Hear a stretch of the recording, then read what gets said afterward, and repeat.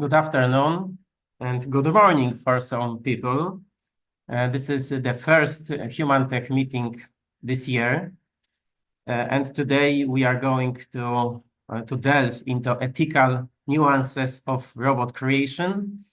We have the privilege to have Dr. Kamil Mamak and Dr. David Gunkel with us, and also Sonia Ziemba-Domańska and Krzysztof Walas. They will be participate in our discussion panel after two lectures. But before we go further, let me switch to Polish for a moment, because we have also Polish viewers, Polish listeners.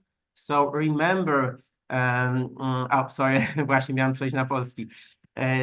No więc jeśli ktoś z Państwa życzyłby sobie tłumaczenia na język polski, no to my zapewniamy taką możliwość. Jak widać, wystarczy kliknąć taką ikonkę, jest taki globusik Interpretation i wtedy mamy możliwość przejścia na język polski. Jeśli chodzi o czat, to też spokojnie można też pisać po polsku. Nie ma tutaj żadnego problemu, dlatego że wszystkie te wypowiedzi, które tutaj dzisiaj Państwo usłyszycie, będą w języku angielskim. Także polecam używanie tutaj tego języka, no chyba że ktoś się czuje swobodnie, to też oczywiście polecamy słuchać w oryginale.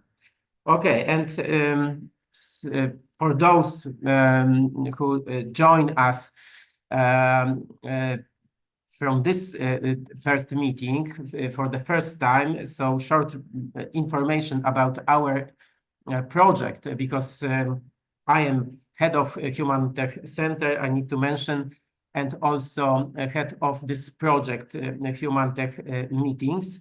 And we have organized 22 meetings and 2 international conferences to date, blending science with business and humanities with technology, bringing the Polish and the international academic communities. Regarding our format typically includes 2 lectures followed by a panel discussion. And also, as I mentioned, please feel free to use the chat space to comment and ask questions in real time. A few words about the project. This project is co-financed, as you can see, by the Polish Minister of Science and Higher Education. And we extend our heartfelt thanks to our partners, sponsors, and the esteemed members of scientific committee for their invaluable support. On the screen, you have the companies and institutions, but here you may see our scientific committee. So thank you very much once again for this support.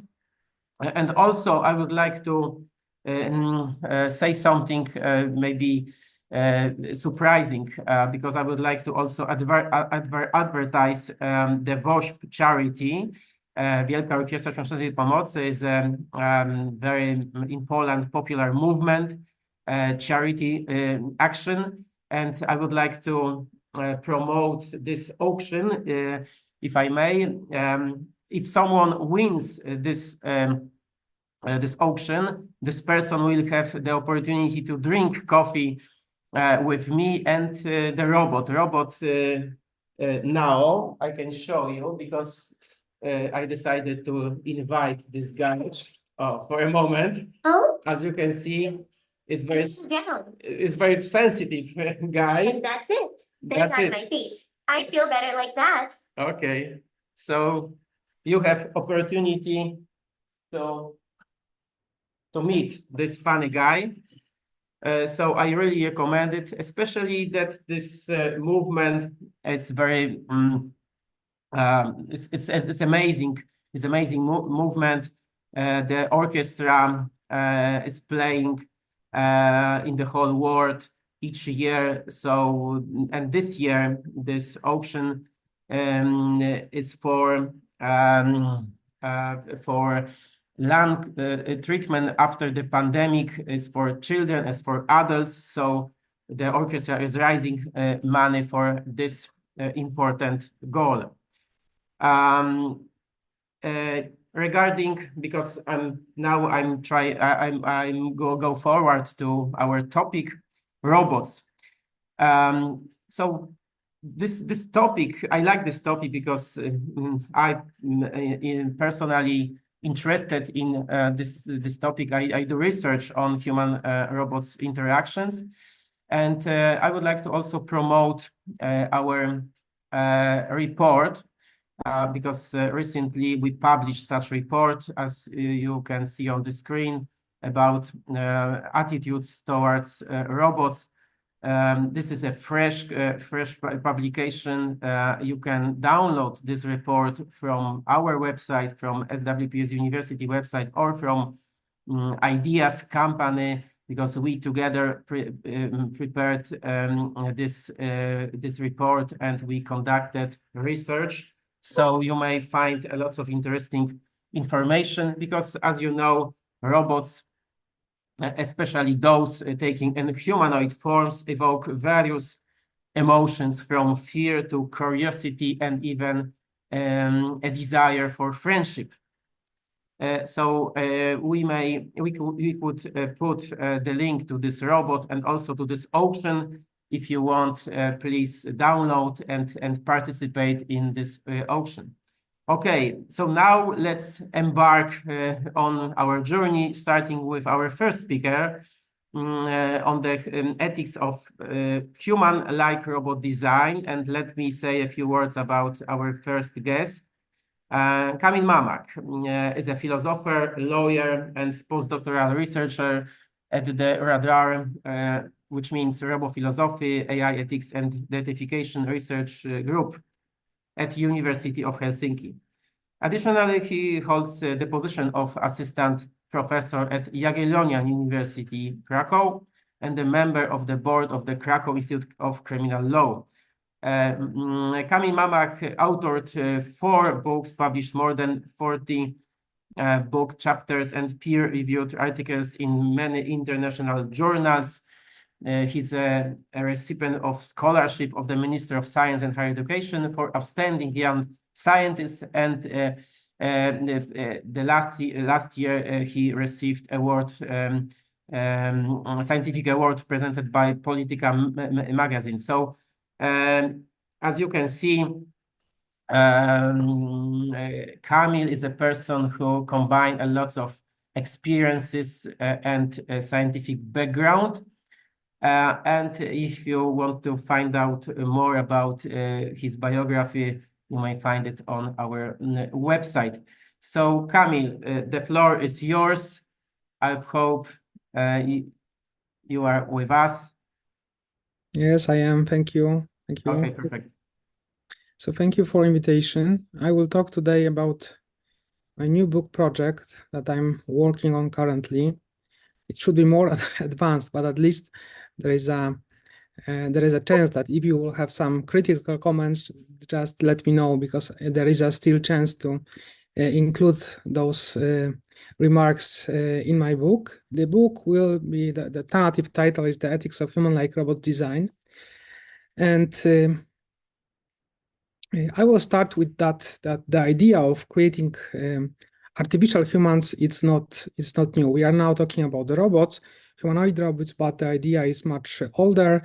It's very interesting book about by Meyer about the ancient myths and the robots. So there is also some myths like the Pygmalion, the king of Cyprus, who was in love in the sculpture, and the Aphrodite make it like human-like.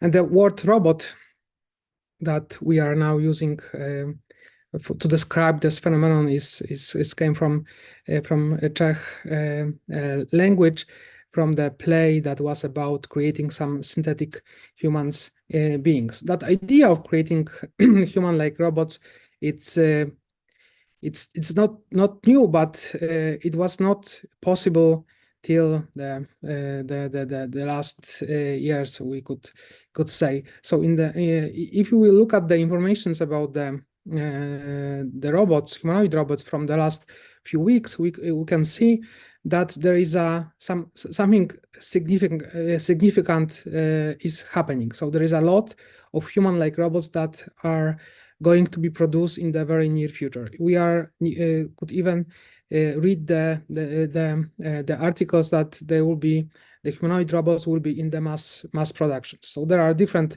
companies that are working on human-like robots. There is Boston Dynamics. They have the Atlas that was for years one of the main humanoid robot that was available at least for people to watch how it behaves.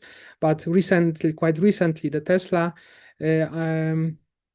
announced that they have advanced works on the Optimus robot, that it's human-like. We could hear information about GR1 robot from China that could look like humanoid robots. There is a Kepler robot that also was announced quite recently. So there is a more and more human-like robots that are going to be produced in the very near future. And in the last years, there was a couple of books about so-called robot ethics. So, for example, we can see here the Kay Darling book from 2021, in which she is trying to take lessons from human-animal interactions to show how the future with robots could look like. There is a couple of books by Professor David Gunkel, who will be talking later.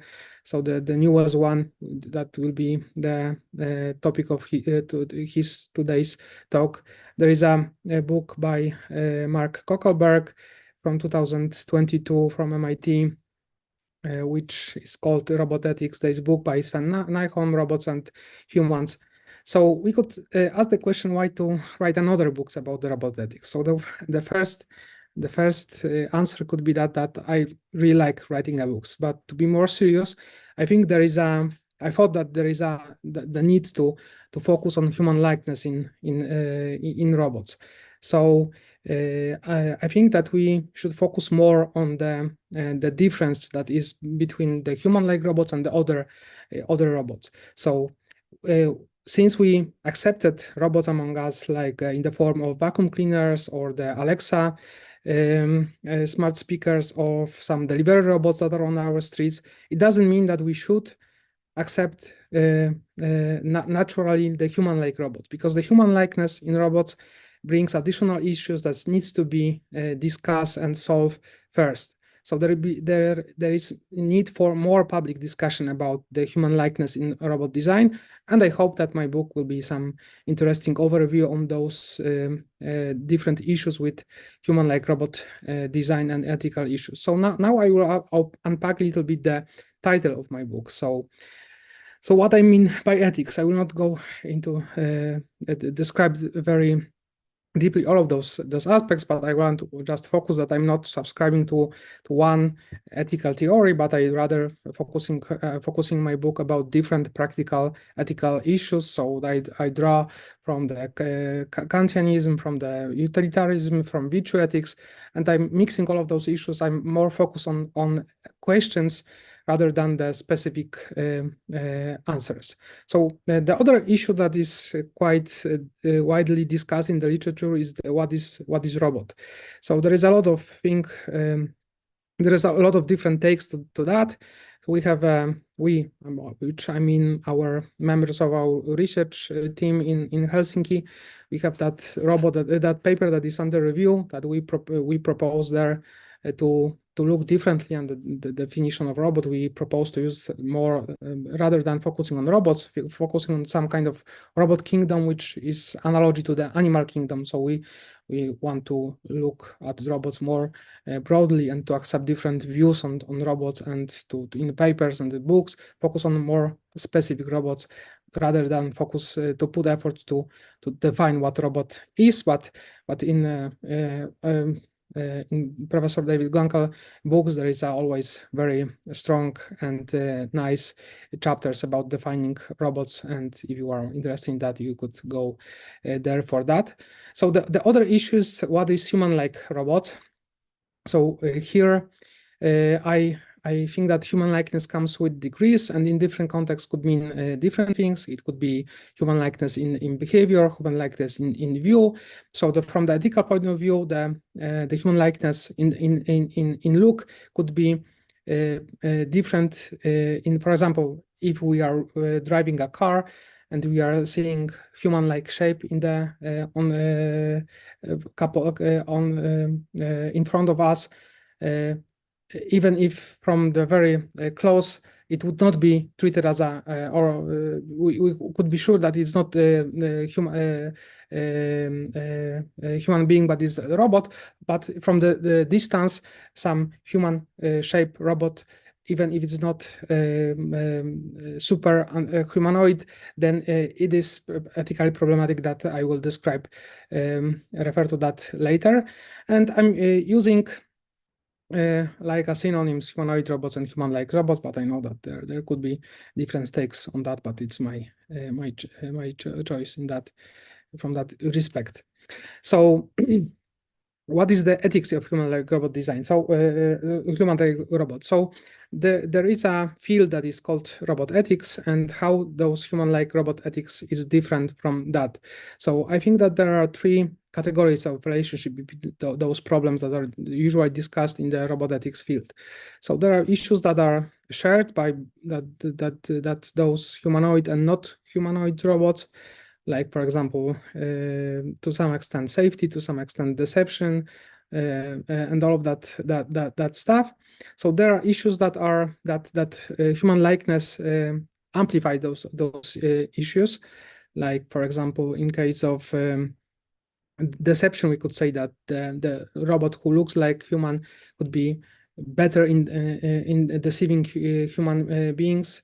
And there are also issues that are unique for only human-like robots. Like, for example, that relationships with robots. I think most of those issues are like for example, love-like relationships are possible when we are talking about it, and we are thinking about the human shape robots. So in my book, I am focusing on those things that are unique for human-like robots, and for those things that are the problems that are amplified by the human likeness of robots. And the last part of the title is design or creation, which I'm considering to put in the title. So I wanted to put emphasis on that in the title from different reasons. So one is that there are different stages of robot life that could be ethically problematic. So I want to focus on that first phase that usually and I subscribe to those methodological or ethical approaches to ethics, like ethics by design or value sensitive design of integrative social robotics. So I want to put emphasis that there need to be a focus on those early stage of development of robots, and that this aspect is this first stage is very important for the ethical point of view. The other reason why I want to put that in the title is that the robots are still under development, and we are still could say something about that. So we could stop some ethically problematic human-like choices in design of the robots at the very early stage, and I think in at least some cases we should do that. It's also emphasis that we are creator of the robots, we as humans, and we have a power to stop or to change the way how they are designed and deployed. And the other issue is that coin-rich dilemma in the philosophy of technology. It refers to that to the problem of regulation or the impact of the technology. So it's a dilemma that according to which technology at the early stage is quite easy to regulate, but then we don't know yet what will be the impact of the technology. But from the other side of that dilemma is that when we know how the technology will impact our social life, then sometimes it's too late to regulate, or we don't have the power from that. So to learn on some previous problems with technologies that were not now introduced into our society, we should be especially careful before we let some technology to be among us. So saying all of that, my book will consist of 7 chapters. The first chapter I cover before, so this definition why I'm working on that book, and when I unpacked all of those aspects that as are in the title. So there are 6 chapters that are in which I look at the ethical issues of the different aspects of human likeness. I start with safety, then I will talk about representation, deception, relations, and trust. Then there is human-like moral robots, then human-like sentience and artificial general intelligence, and the last chapter is to mitigating risk. So I'm that part of the lawyer in me which wants to regulate or to impact the world. It's I think will be the strongest in that last chapter. So the second chapter is safety. So from in safety as an ethical issue in robot design could be analyzed from different perspectives. So in this book, I will focus on it in different chapters. So in that chapter about the moral like robots later, I will focus more about how robots should behave, so should be designed to act ethically. And now I'm focusing on something different, how the human-like robots could impact the general safety of humans being. So from that perspective, because I think that human likeness poses unique problems for the perspective of safety. So there are maybe there are more, but I decided to put it that way, that there are 2 categories of safety risk related to human likeness. So some direct risks and indirect risks. So I will explain them now. So there is an epistemological treat and patient treat. So this is the terms that I wrote in that chapter in the Cambridge Handbook of Law, Policy and Regulation of Human-Robot Interaction that will be published, I think, in May this year. So epistemological treat is related to the thing that we could have problem with differentiate between humans and robots. So if some entity looks like human, then in some context it could be problematic to distinguish which entity is human being, which one is robot. And so in some contexts we have enough time or unlimited time to evaluate entities, but in some problems, especially when there is a need for making a very quick decision, it could be problematic, and some people could be in danger because of that human likeness. So the the patient treat is related with some kind of responses to robots that are described in the human-robot interaction literature, which is connected with that people feel that people treat robots differently, not like a mere things, but like something more. So, for example, there is a study by Nielsen from 2019, which shows that at least some people, when they are asked to sacrifice a robot that is necessary to save that people who are in danger, who otherwise will die, they are hesitant to do that. So people have that in some contexts that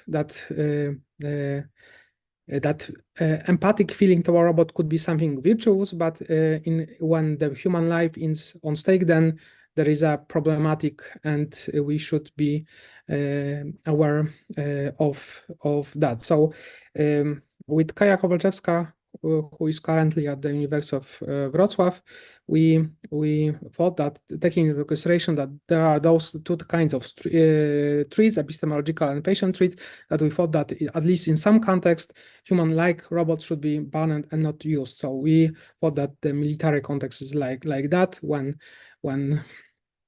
people could necessarily that. So usually in the pop culture, the robots are presented as human-like, and we thought that it's a bad idea, and we in this paper said what's the reason why it's not the best idea to have human-like military robots. So indirect risk are like more long-term impact, possible long-term impact, and I for now at least I have two categories of those indirect risks. One is the change of the patterns of behavior toward humans. So it is related to the mostly based it on the literature from the ethics of sex robots. So there are researchers who suggest or are worried that so presence of sex robots will change the way in which humans treat each other in the sexual context. So it could, so for example, people are afraid that sex robots will change the way in which we are look at the sexual behaviors, like that the people are always have a mood for that, always are ready for that, and we don't need to ask for permission and things like that. So it could change. There are worries that it could change the way in which we are treating not the robots but other human beings. So we could treat them worse, and that sexual safety, that physical safety is in danger because of those presence of sex robots. And the other, I think, is what I called here the evaluation of human-like shape. So usually when we are seeing that some human-like that we saw that human is in danger, then there is an obligation, at least in many countries there is a even legal obligation. So if we will not help human beings who are in peril, then we could have criminal charges, and there is the case in Poland. But at least in some but in all other cases, the need for help is kind of at least moral obligation. So if there is an easy way to help someone who is in danger, then we should help that person. But if there will be more human-like objects among us, we could desensitize to people and to people who are in danger. So, for example, we could think of if there is someone who is a human-like entity laying on the street, you could think, okay, so this is the robot that is broken, or it is out of the energy or something like that. So now when there is no that much, there is no almost at all human-like robots between us, we know that if we look, if something looks like humans and it looks like need help, then we need to help that entity. But if there will be more human-like robots between us, maybe that it will change, and the situation of the human being will be much worse, and so people will stop to care about those human-like shape entities because it could be a robot. So the next chapter is about the representation. So representation, I referred here to some political dimension of development of AI and robotics. So there are research from the human robot interaction field that showing that people attribute human-like qualities to robots, like they gender them or rationalize them, and it could be problematic. So there is a very influential paper from, I think, 1980 from London Weiner, Do Artifacts Have Politics? And in this paper, he is showing different aspects of design of technologies that have political meaning. He's famously in this paper, there is discussion whether this example is right or not, but he's presenting their discussion of the design of the bridge near the New York City, that according to him was built in a way that could that not allow to buses to go to the beaches, and it was deliberately by that, according to Weiner, because that person who was creating that robot did not want to limit the people who are using public transportation to go to that beaches, and it was the racial minorities that was directed by that that design. So more recently, Robert Sparrow wrote a paper inspired by that Weiner classical paper, how robots have politics, and he argued that robots have more politics than that other artifacts, because they are, for example, they have that software that is work, but also the more way in which they could impact the world. So they have bodies that they could impact physically with the environment and with human beings. So people have that tendency, as I said, to assign such a characteristic to like race and gender to robots, and those things are not politically neutral. And it could impact the things that we are think that important, like the equality, diversity, and power relations.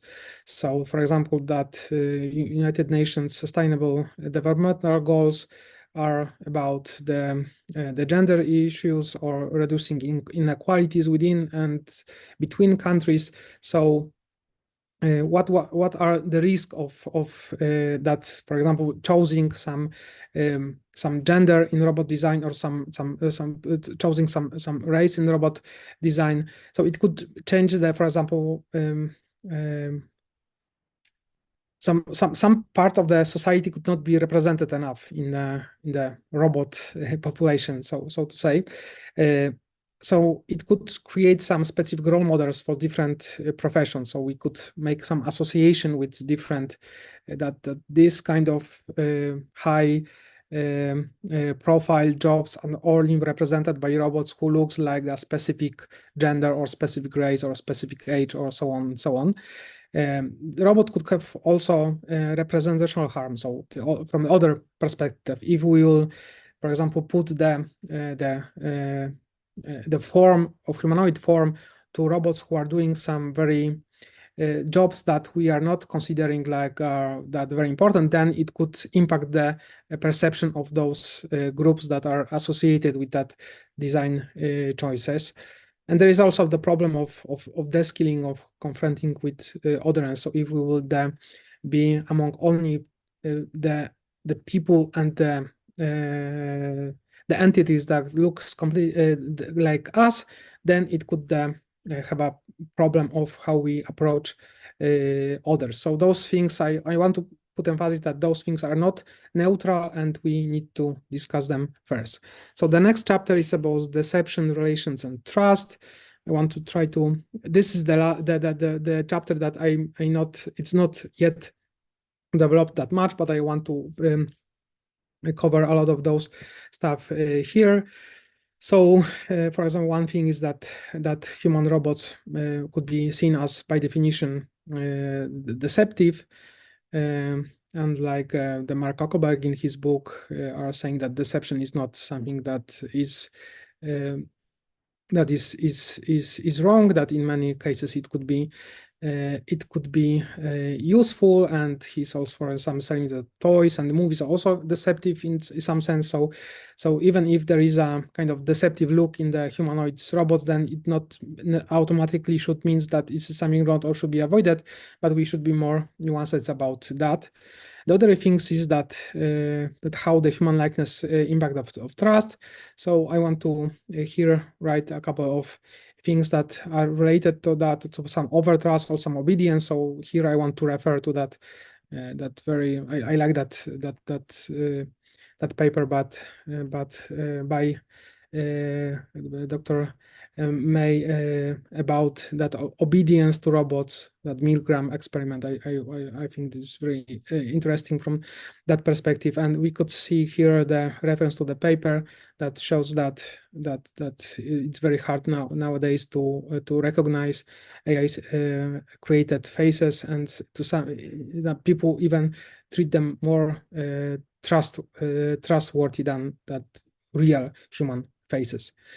And then the other part of this chapter will be that ethical aspects of relationship with human-like robots.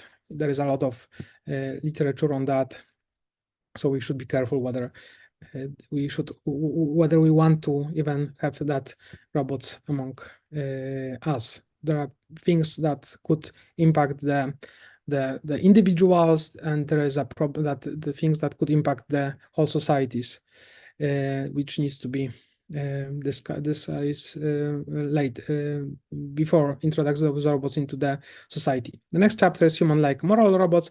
This chapter I want to cover two separate issues: whether robots could have human-like morality, or could robots be morally responsible like humans. The first thing is connected with something that is usually called in literature machine ethics.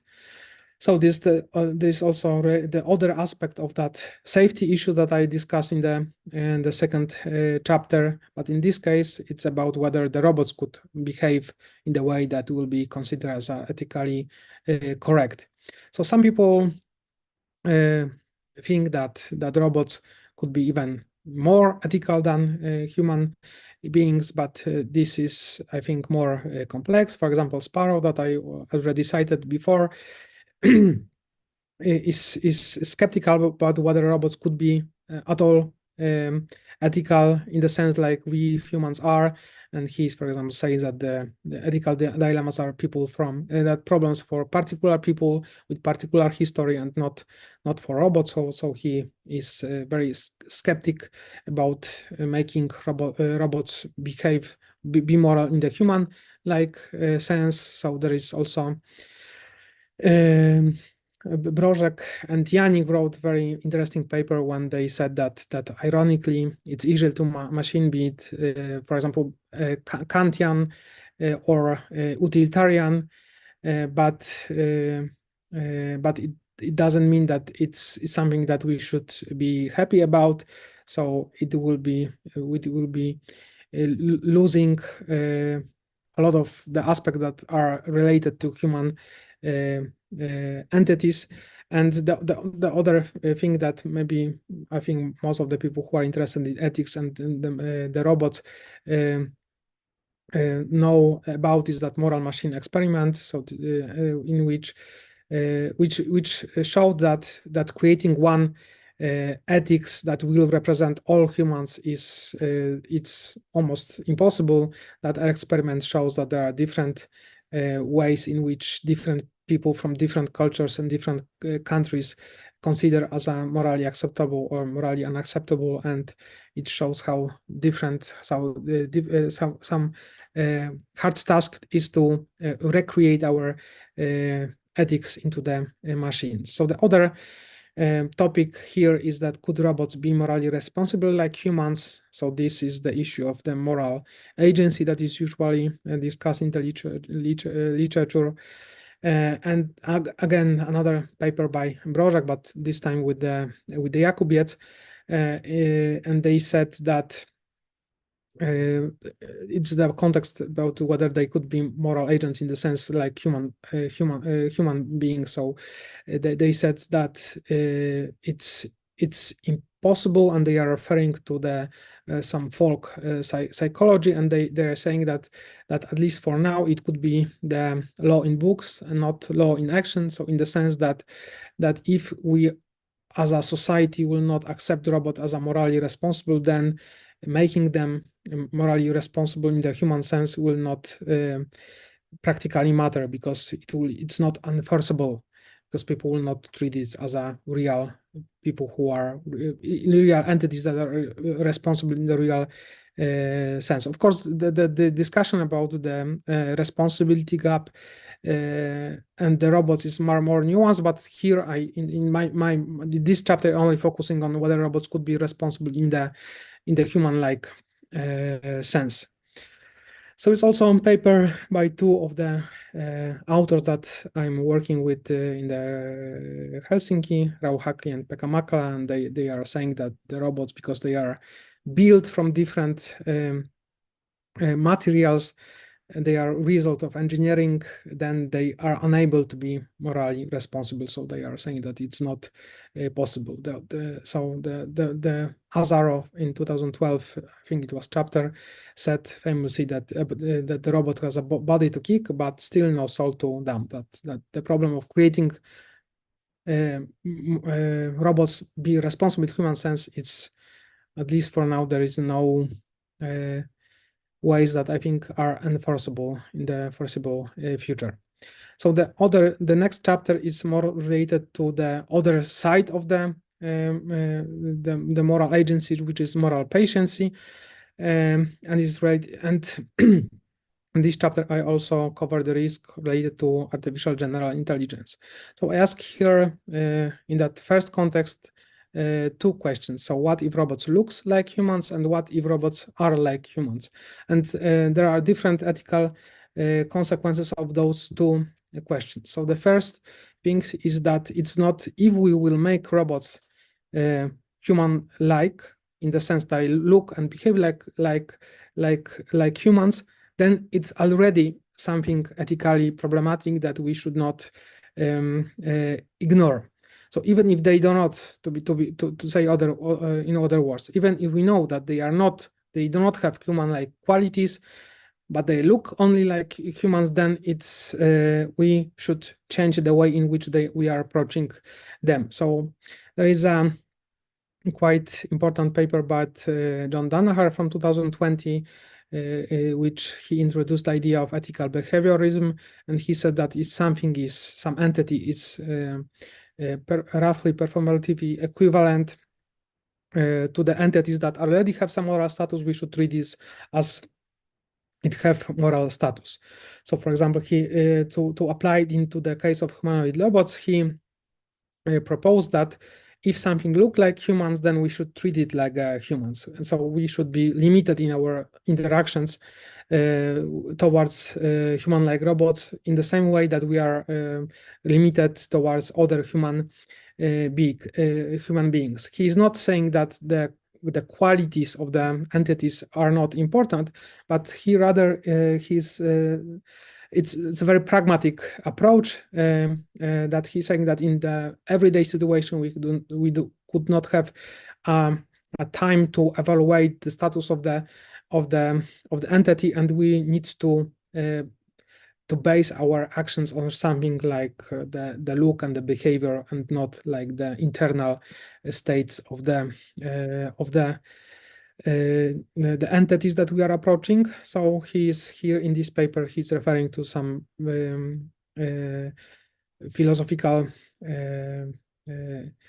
idea, which is philosophical zombie, that how we should treat that there are humans but they don't have inner states, and some people say that we should still treat philosophical zombies with respect, because we don't know whether they are zombies or they are human beings. I think I simplify that, but if you are interested in that, there's a lot of literature about that.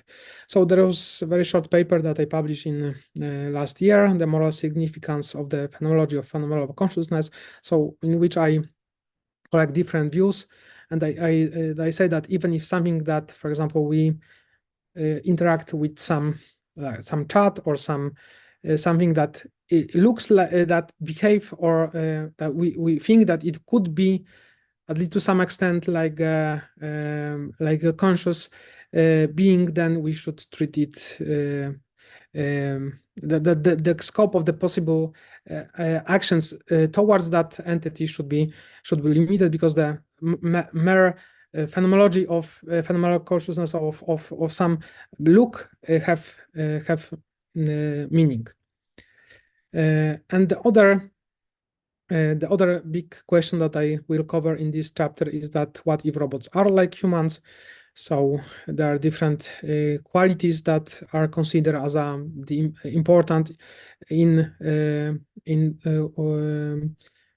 the moral discussion about what kind of abilities that are qualities that are important from the moral point of view.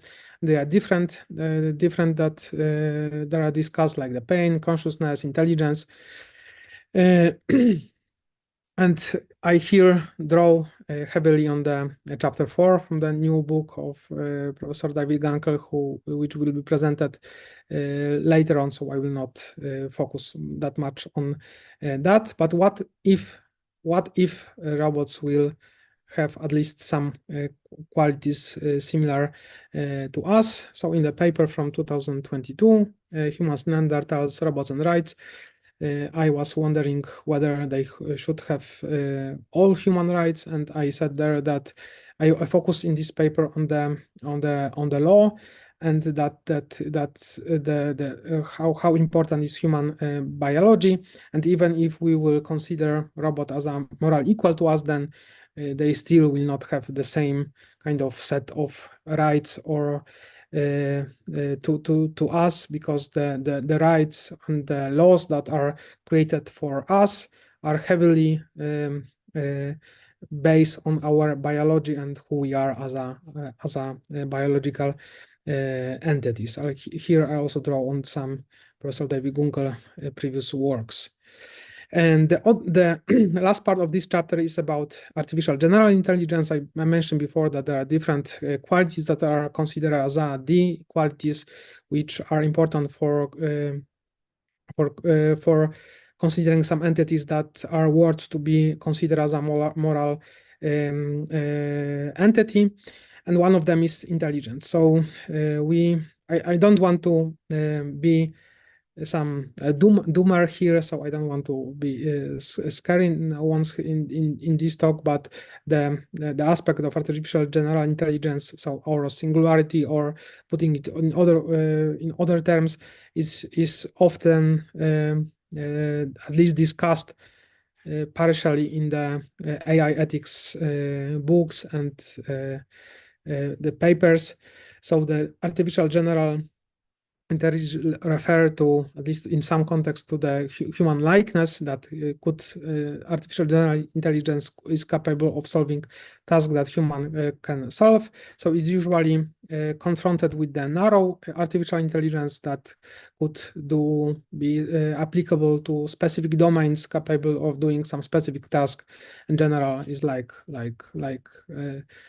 us who could do different kind of problems and to solve them.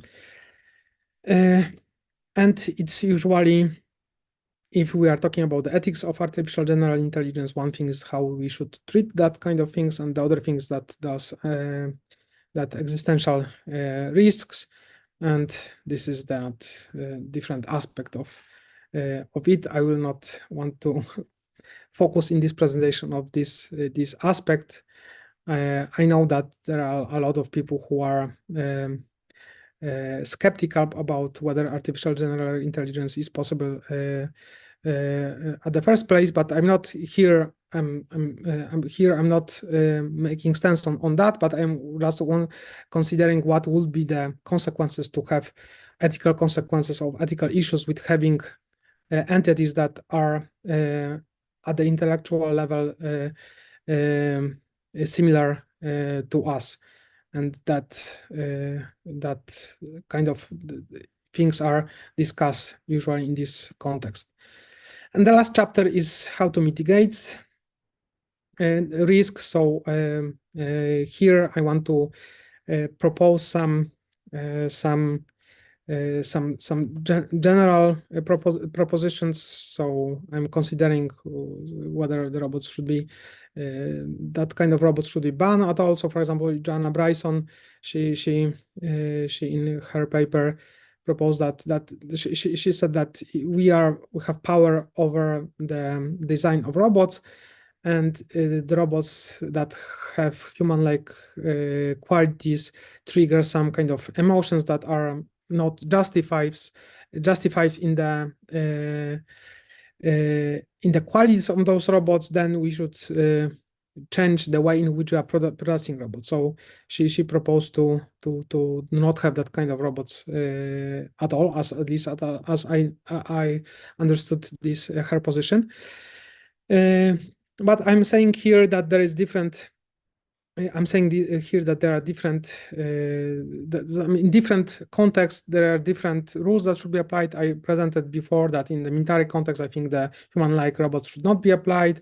In some contexts, they could be, there could be that kind of robot, that kind of robots could be beneficial. So I think I have here more nuanced position, and the other, I'm also discussing some other tools that could change the way in which robots are produced, some nudges, something that I call roboactivism, and also some institutional value sensitive design instruments like how to, for example, if you are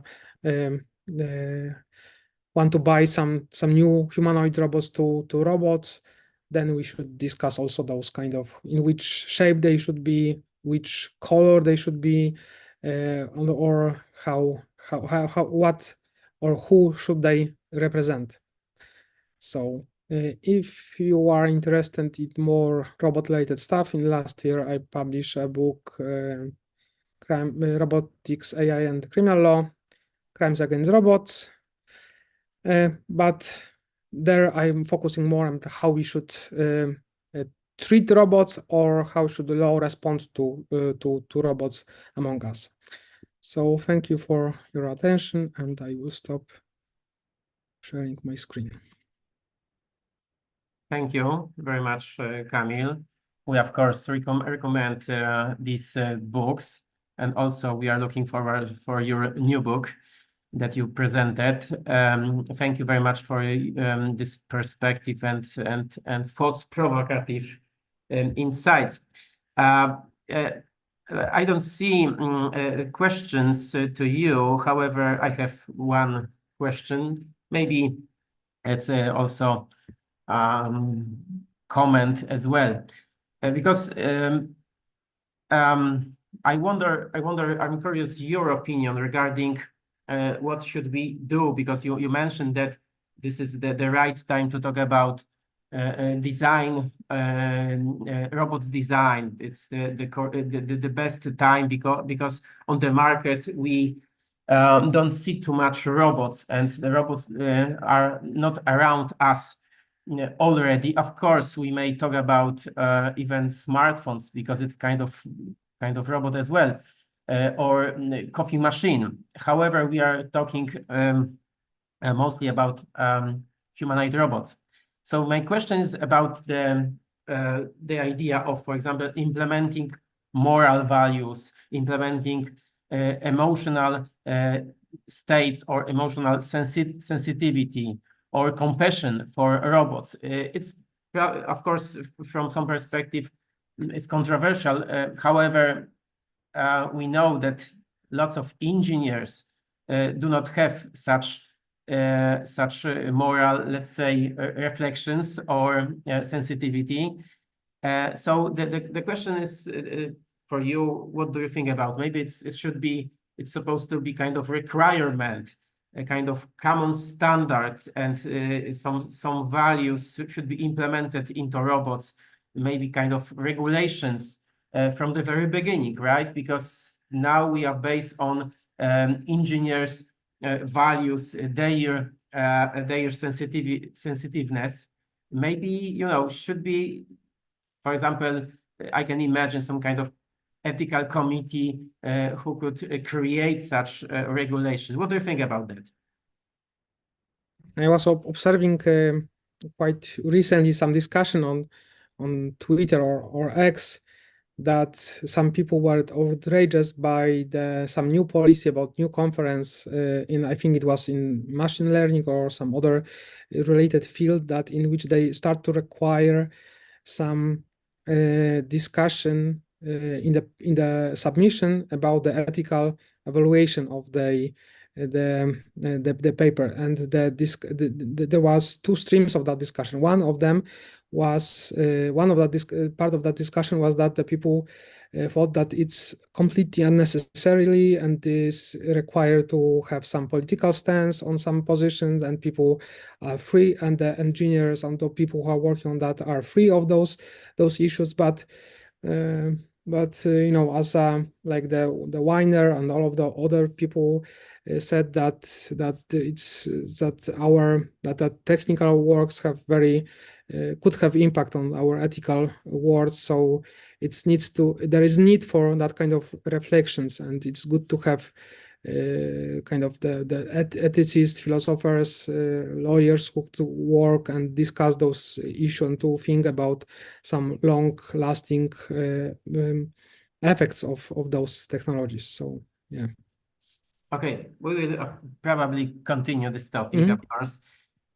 For sure, it's our responsibility, and also, but yeah, our forum is the goal of our forum is also to explore this topic and maybe to find some solutions and maybe to have an impact on policy. Because as I said before, we are still on the beginning, right? And the era of robots has started, but everything is still in our hands, I guess. Okay, so now it's time for our next speaker, David Gunkel. So David, let me very briefly present our speaker. Is an award-winning educator, researcher, and author specializing in the philosophy of technology with a focus on the moral and legal challenges of artificial intelligence and robots. He is the author of 90 scholarly articles and has published 13 books, among others, Person, Think, Robot, a Moral and Legal Ontology for the 21st century and beyond. Kamil already mentioned this book, so we also recommend this book. And also, David holds the position of Presidential Research Scholarship and Artistry Professor in the Department of Communication at Northern Illinois University, of course, the United States, and Associate Professor of Applied Ethics at Łazarski University in Warsaw. So I guess David is also a regular visitor in Poland. So David, welcome at our forum. The virtual screen is yours, but at the beginning, because what is important for me in your biography and pay my attention, sorry, because your position is Presidential Research Scholarship and Artistry Professor in the Department of Communication. It sounds very interesting, very interdisciplinary. Can you elaborate and can you explain what it's about, what is behind? Because it's, from our Polish perspective, is something completely new. Welcome to our forum. Yes, thank you for having me, and thank you for the invitation. I'm very pleased to share the virtual stage with Kamil. So it's really exciting for me to be here and to talk about my own research. As for my position in the Department of Communication, in the US, a little bit like in Germany and other parts of Europe, communication is one of these strange amalgam disciplines that's very interdisciplinary as it brings together the social sciences, the humanities, and the arts. And it's a really good place, I think, to do research on AI and robots because of the way in which the interdisciplinary approach is really required to grapple with a lot of the questions that Kamil had already raised and that I hope to raise in the conversation that we have going from this point forward. So let me just share my screen. So we've got that going. All right. And so as Conrad has already pointed out, I'm going to talk about the recently published book from MIT Press called Person, Thing, Robot. And I've titled my presentation today, Person, Thing, Robot. But like on the book, I'm using the new international language of emojis as opposed to using English or some other language. So it's Person, Thing, Robot as the title.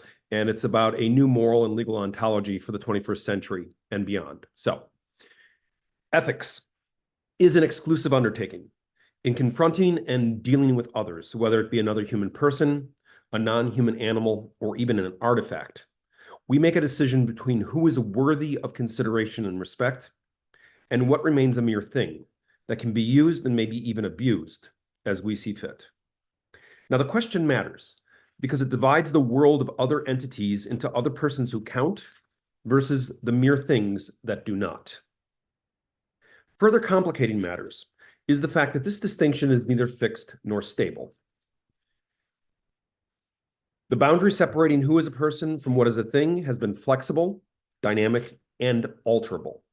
Now, this is actually a good thing because ethics and law both innovate and advance by critically questioning their own limitations and accommodating many previously excluded or marginalized others, recognizing as persons what had previously been considered mere things. So for me, the question that confronts us right now at the beginning of the 21st century is what I have termed the machine question. That is, can we or should we recognize AI, robots, and other seemingly intelligent artifacts as another socially significant entity with some claim on us? Or are they nothing more than a mere thing, an instrument, a tool, or a piece of property? The problem is that robots, AI, and other kinds of artifacts now seem to resist efforts at both reification and personification. That is, they do not fit either of our categories. Responses to the machine question tend to pull in two very different and opposite directions. On the one side, those opposing any form of social status for artifacts assert that these technologies are just things or objects that do not possess and will not come to possess the necessary conditions or the capabilities to ever be considered something more. On the other side, there are those who favor extending some aspect of social status to AI and robots by arguing that these technological things either have or will soon be able to possess one or more of the necessary and essential properties to be considered something more than a mere thing. Now, what's interesting in this debate, at least for me, is not what makes the one side different from the other.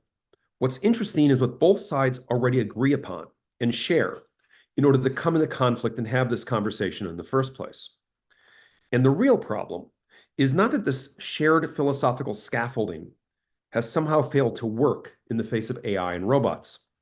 The problem is that it has, and it continues to work all too well, often exerting its influence and its operations almost invisibly and without question.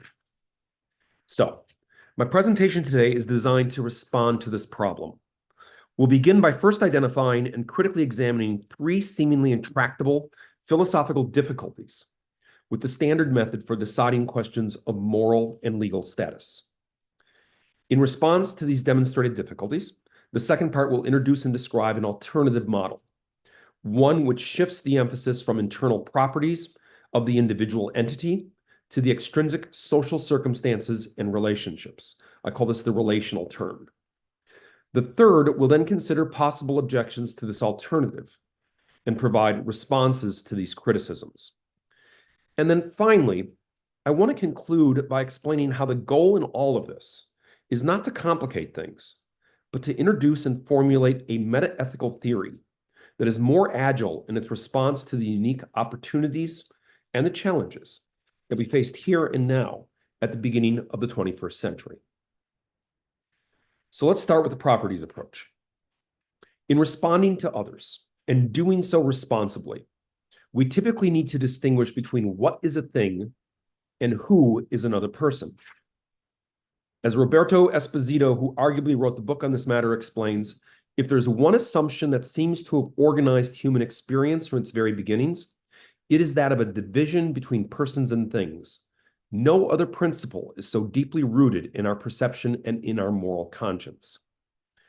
What's important, again, is not this difference, but how this differentiation comes to be decided and justified. In order for something to have anything like moral or legal status, it would need to be recognized as another person and not regarded as a mere thing.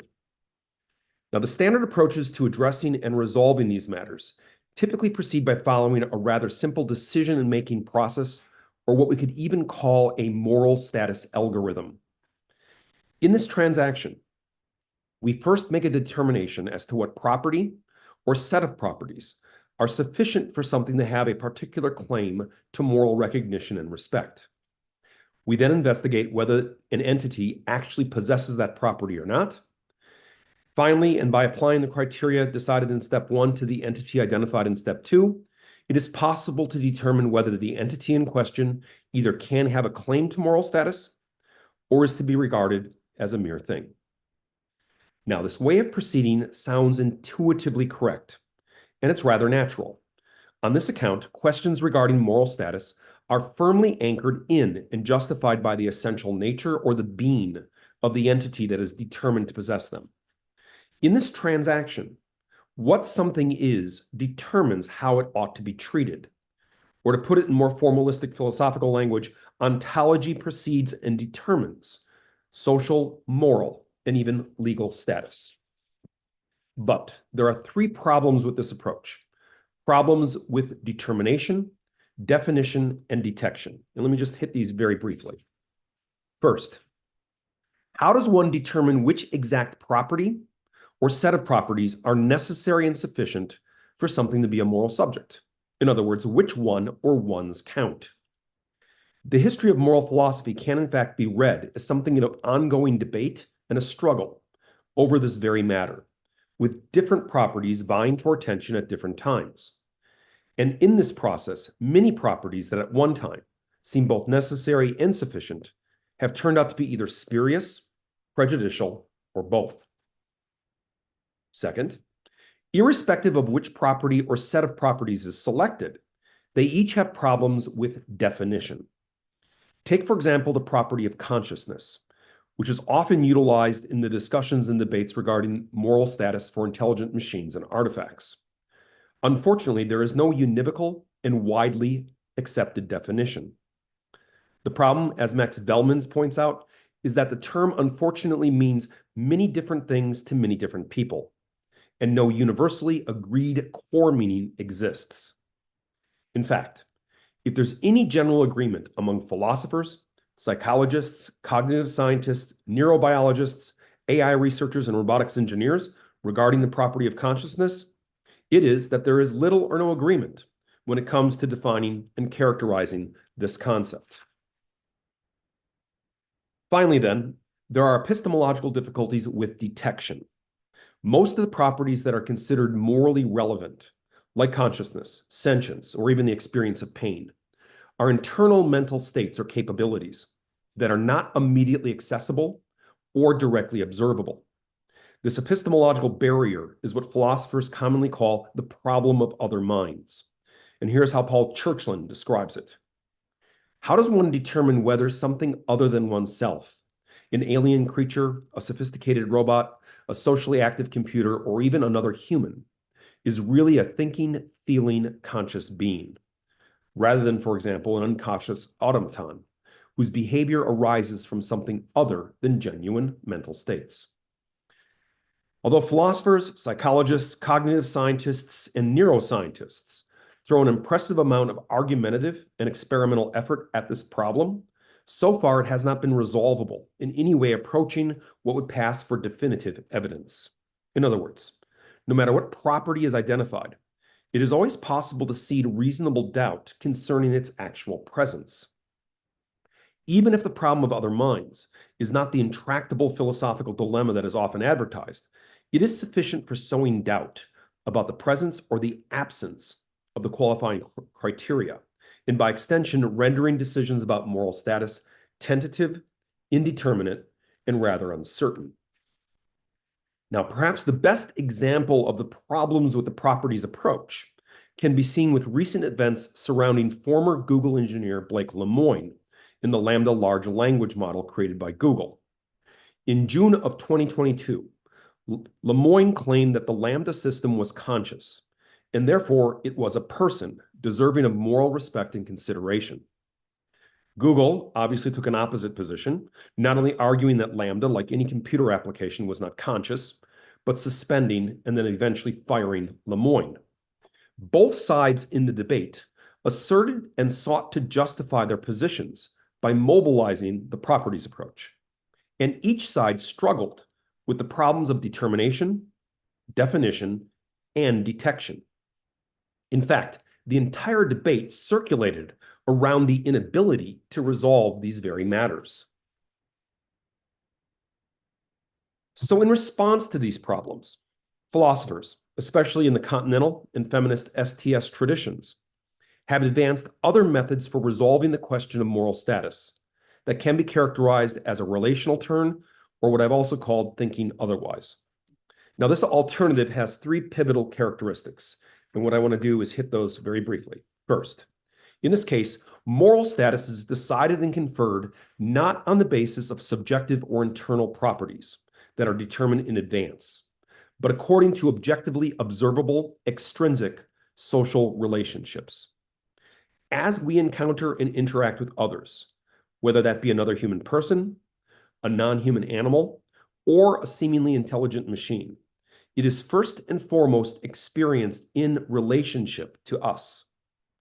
Consequently, the question of moral status doesn't depend on what the other is in its essence, but on how it stands in a relationship to us and how we decide to respond and take responsibility for our various modes of responding. In this transaction, relations are prior to the things related, or as Karen Berard has argued, the relationship comes first in both temporal sequence and status, and it takes precedence over the individual relata. Now, this change in perspective is not just a theoretical proposal.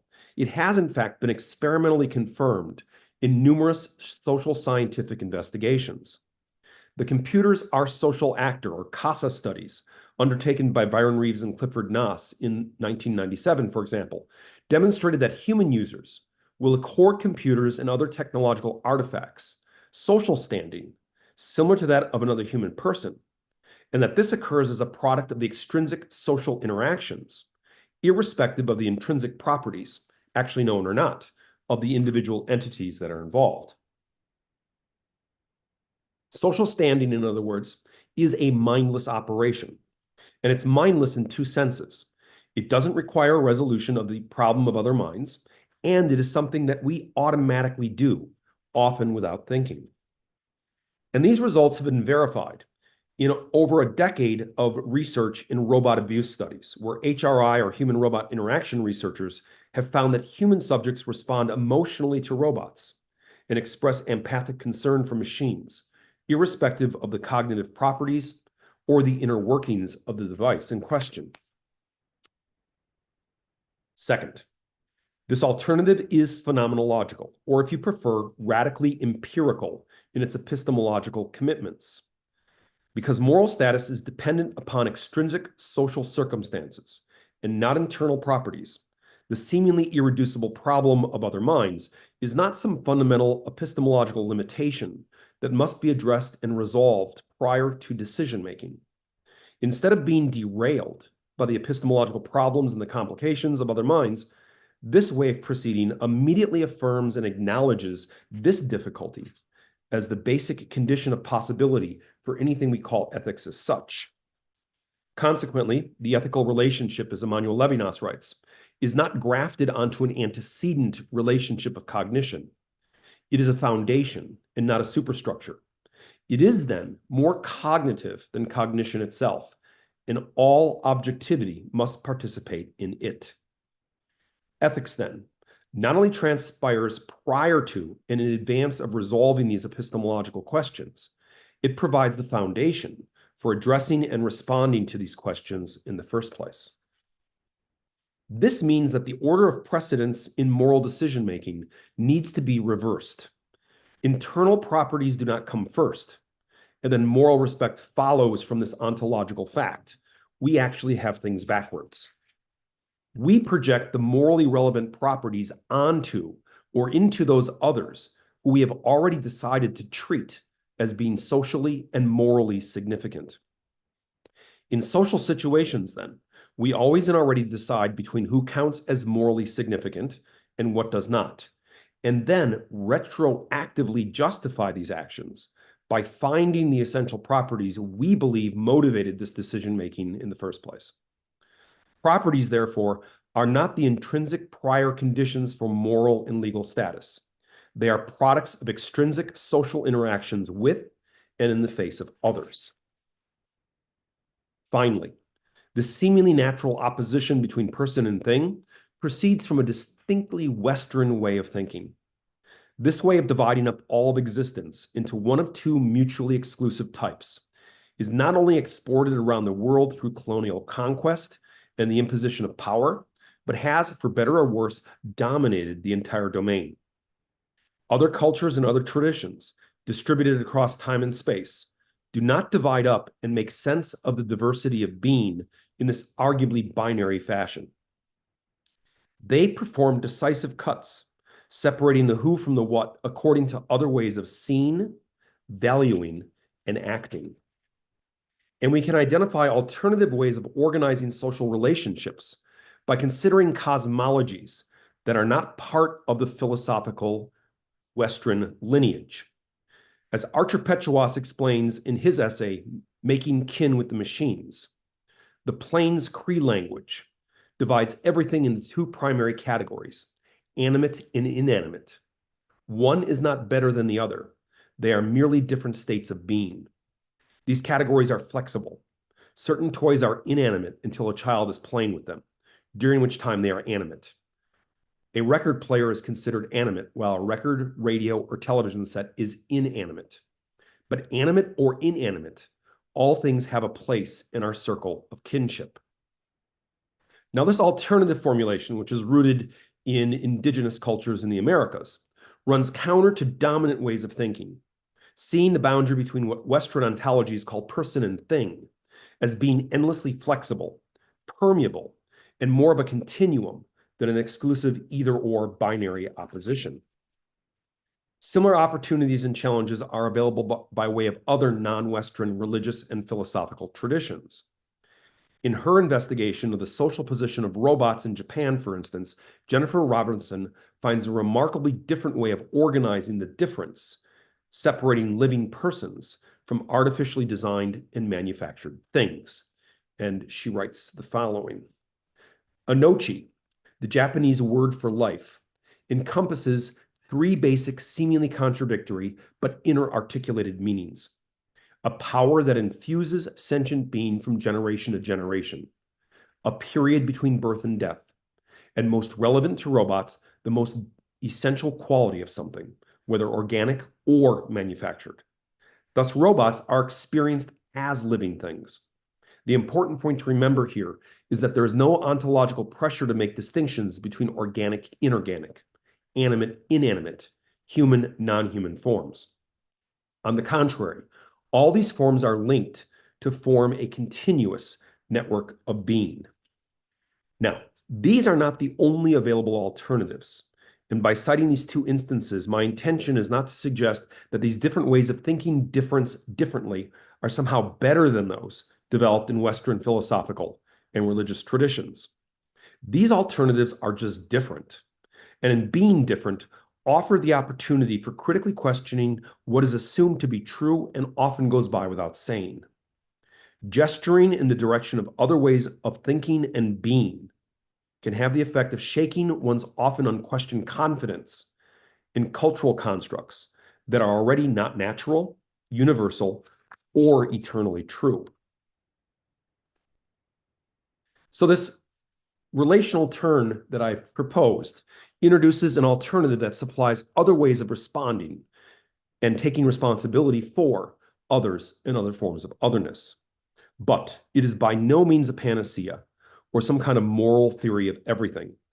It just arranges for other kinds of questions or modes of inquiry that are seemingly more attentive to the exigencies of life as it is encountered here and now at the beginning of the 21st century. Now, having said that, it is important to recognize that this alternative is not without its own set of complications and some challenges, and I want to look at two in particular. First, for all its opportunities for thinking things otherwise, this alternative does run the risk of exposure to the charge of moral relativism. And there have been a number of recent publications that have developed this line of criticism, like the one you see here from Kensukis Mousakis. And I just want to read what Mousakis has to say here. As Simon Kirchen explains, the key relativistic thought is that the something that acts as a standard will be different for different people, and that all such standards are equally authoritative.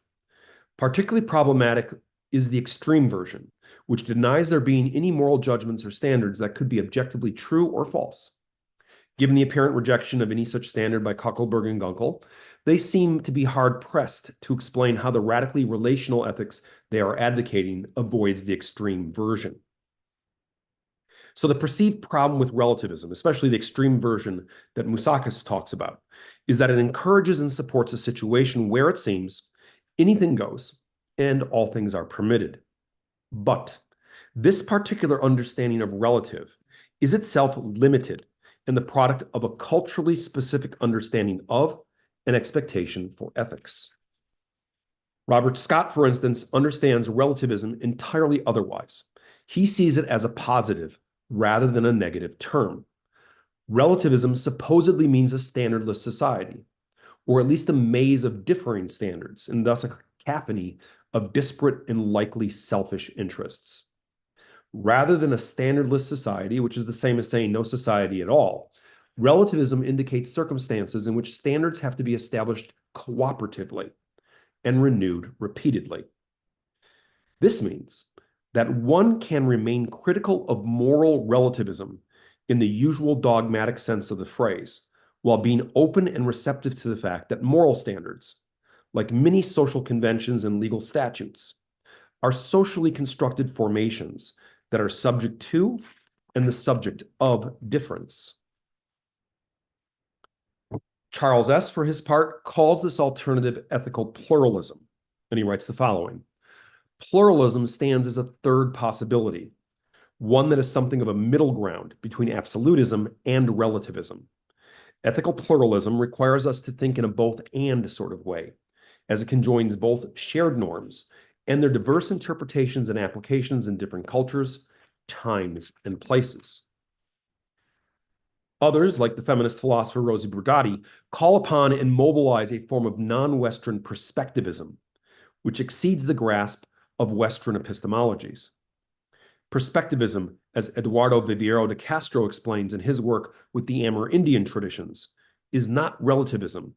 That is the affirmation of the relativity of truth, but relationalism, through which one can affirm the truth of the relative is the relation.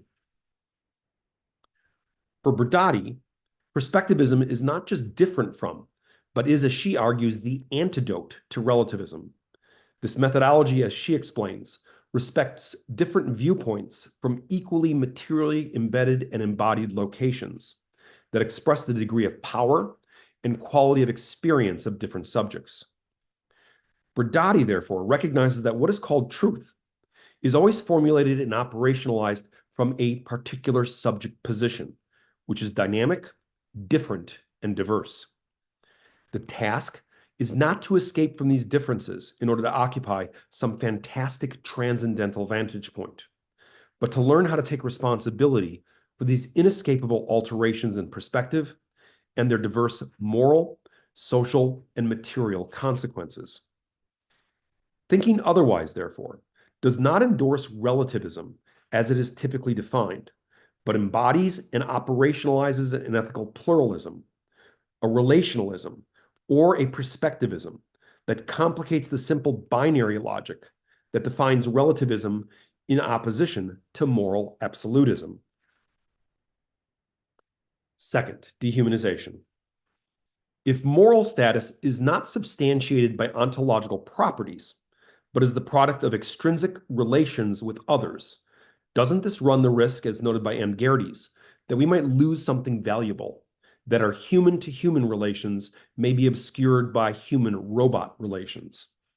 In other words, it is possible that what is to be gained for others, including non-human animals, the things of nature, and technological artifacts, could in fact work in the opposite direction and deface another human individual who, for one reason or another, would not achieve the same kind of recognition. This is precisely the concern of Kathleen Richardson, who argues that this kind of relational ethics is just as likely to be misused to instrumentalize and reify human subjects. And she writes this: But if the machine can become another, what does it say for how robotic and AI scientists conceptualize relationship? Is relationship instrumental? Is relationship mutual and reciprocal? What worries Richardson is that this alternative moral theory, with its focus on social embeddings and externalities, would allow for and justify treating other humans as things and not persons. And her response to this potential hazard is to retreat to a dogmatic reassertion of human exceptionalism. Humans, she writes, are never tools or instruments, even if relations between people take on a formal character. In every encounter, we meet each other as persons, members of a common humanity. Now, a different way to respond to these very challenges is to recognize, as the theologian Anne First has suggested, that otherness is not in actual practices at least, unlimited and absolute. And she explains it this way. Each of us only assigns personhood to a very few people. The ethical stance is that we have to assign personhood to everyone, but in reality, we don't. We don't care about 1 million people dying in China of an earthquake, ultimately, in an emotional way. We try to, but we can't, because we don't share the same physical space. It might be much more important for us if our dog is sick. Now, this statement is perhaps more honest about the way that moral decision-making and the occurrence of otherness actually takes place. Instead of declaring an absolutist claim to a kind of dogmatic totality, it remains open to particular configurations of otherness that is mobile, flexible, and context-dependent. But for many of us, there remains something in this formulation that is still seemingly abrasive to our moral intuitions. This may be due to the fact that this way of thinking does not make a singular and absolute decision about otherness that stands once and for all and applies to all times, such that there is one determination concerning others that decides everything for us.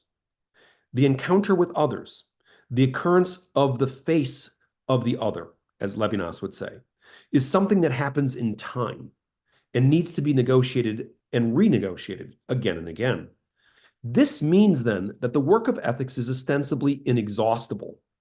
It is an ongoing and interminable responsibility, requiring that one respond and take responsibility for how one responds. Now, is this way of thinking and doing ethics without risk? Not at all. But the risk itself is the site of ethics, and it's the challenge that one must face in all interactions with others, whether human, animal, or otherwise. Thinking otherwise, then, is not dehumanizing, but it is designed to disrupt and decenter a particular form of anthropocentric privilege that has been characteristic of Western philosophical traditions from the very beginning. So let me just wrap this up, and then we'll have time for questions and answers, I hope. Ultimately, the question concerning the moral status of others and other forms of otherness, like AI and robots, is not really about the artifact. It is about us and the limits of who is included in and what comes to be excluded from that first person personal pronoun we. It is about how we decide, together and across differences, to respond to and take responsibility for our shared social reality.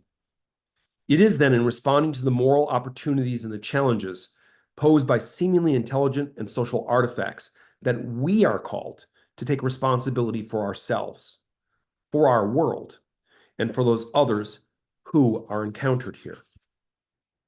In devising responses to these challenges, we can obviously redeploy the standard properties approach.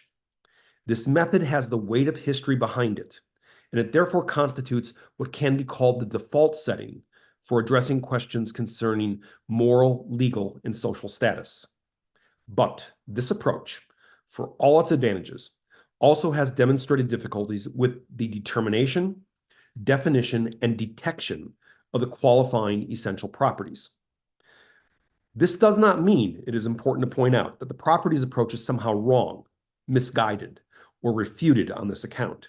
It just means that this way of thinking, despite its almost unquestioned acceptance within Western traditions has limitations, and that these limitations are becoming increasingly evident in the face or in the faceplate of AI and robots, in the face of others who are and remain otherwise.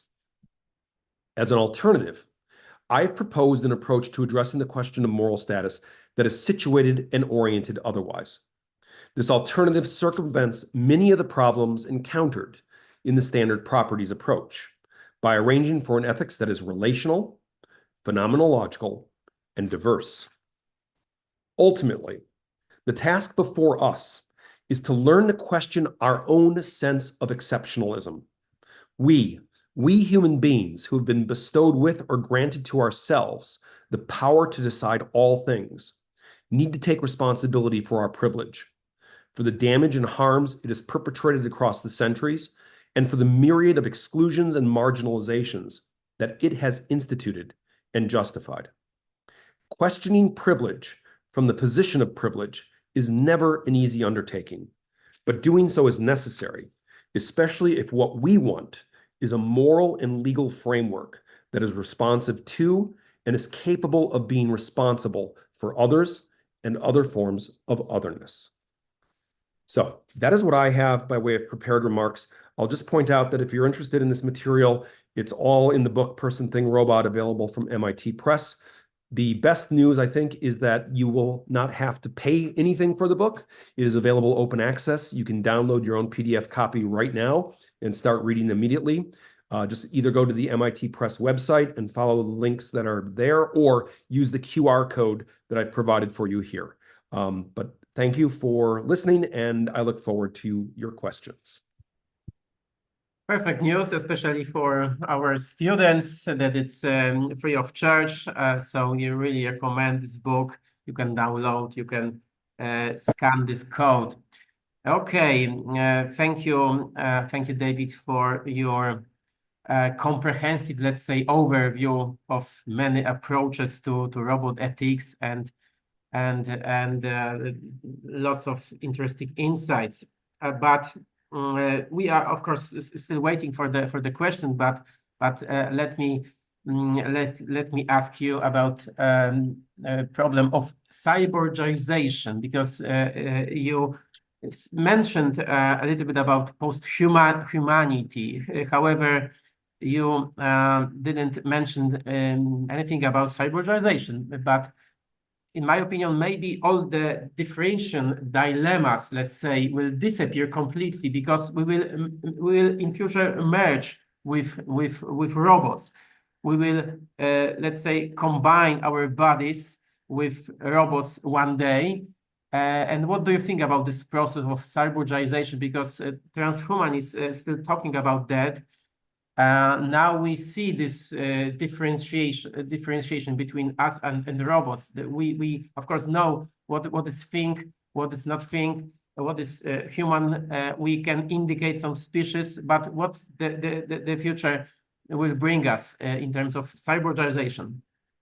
So this is a really good question, and it's a question that is addressed very directly by Piotrkowski in his book on hybrids and cyborgs. And so I would refer people to that book for a really good take on how this will play out for hybrids like the cyborg or transhuman kinds of entities. His argument, I think, is very similar to mine, is that we'll be faced with a very similar question as to whether these entities are things or persons. And so the existing moral and legal categories that we've inherited from the Romans, this idea that you're either a person or a thing, gets blurred by the cyborg, which seems to be both. And so I think we're already confronting this when you look at situations of people in hospital who are on life support. And the question is, when do we pull the plug? When are they ceasing to be a person? And, you know, when does the machine take over more of their life functions, where they're no longer a person and are considered something that can be manipulated like another object?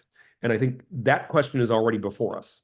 So I think the question you ask is something we're already confronting, and we will confront again in the future as we look at greater hybridization of ourselves, but also of animals and other entities. Yeah, because of this combination of technical advances, technical solutions, and our bodies, we will, as you said, create hybrids and completely new species, right? Like Jan Pearson said that it's ahead of us, and that the future will be like that. We will create more completely new species. Okay, I see that we have some questions.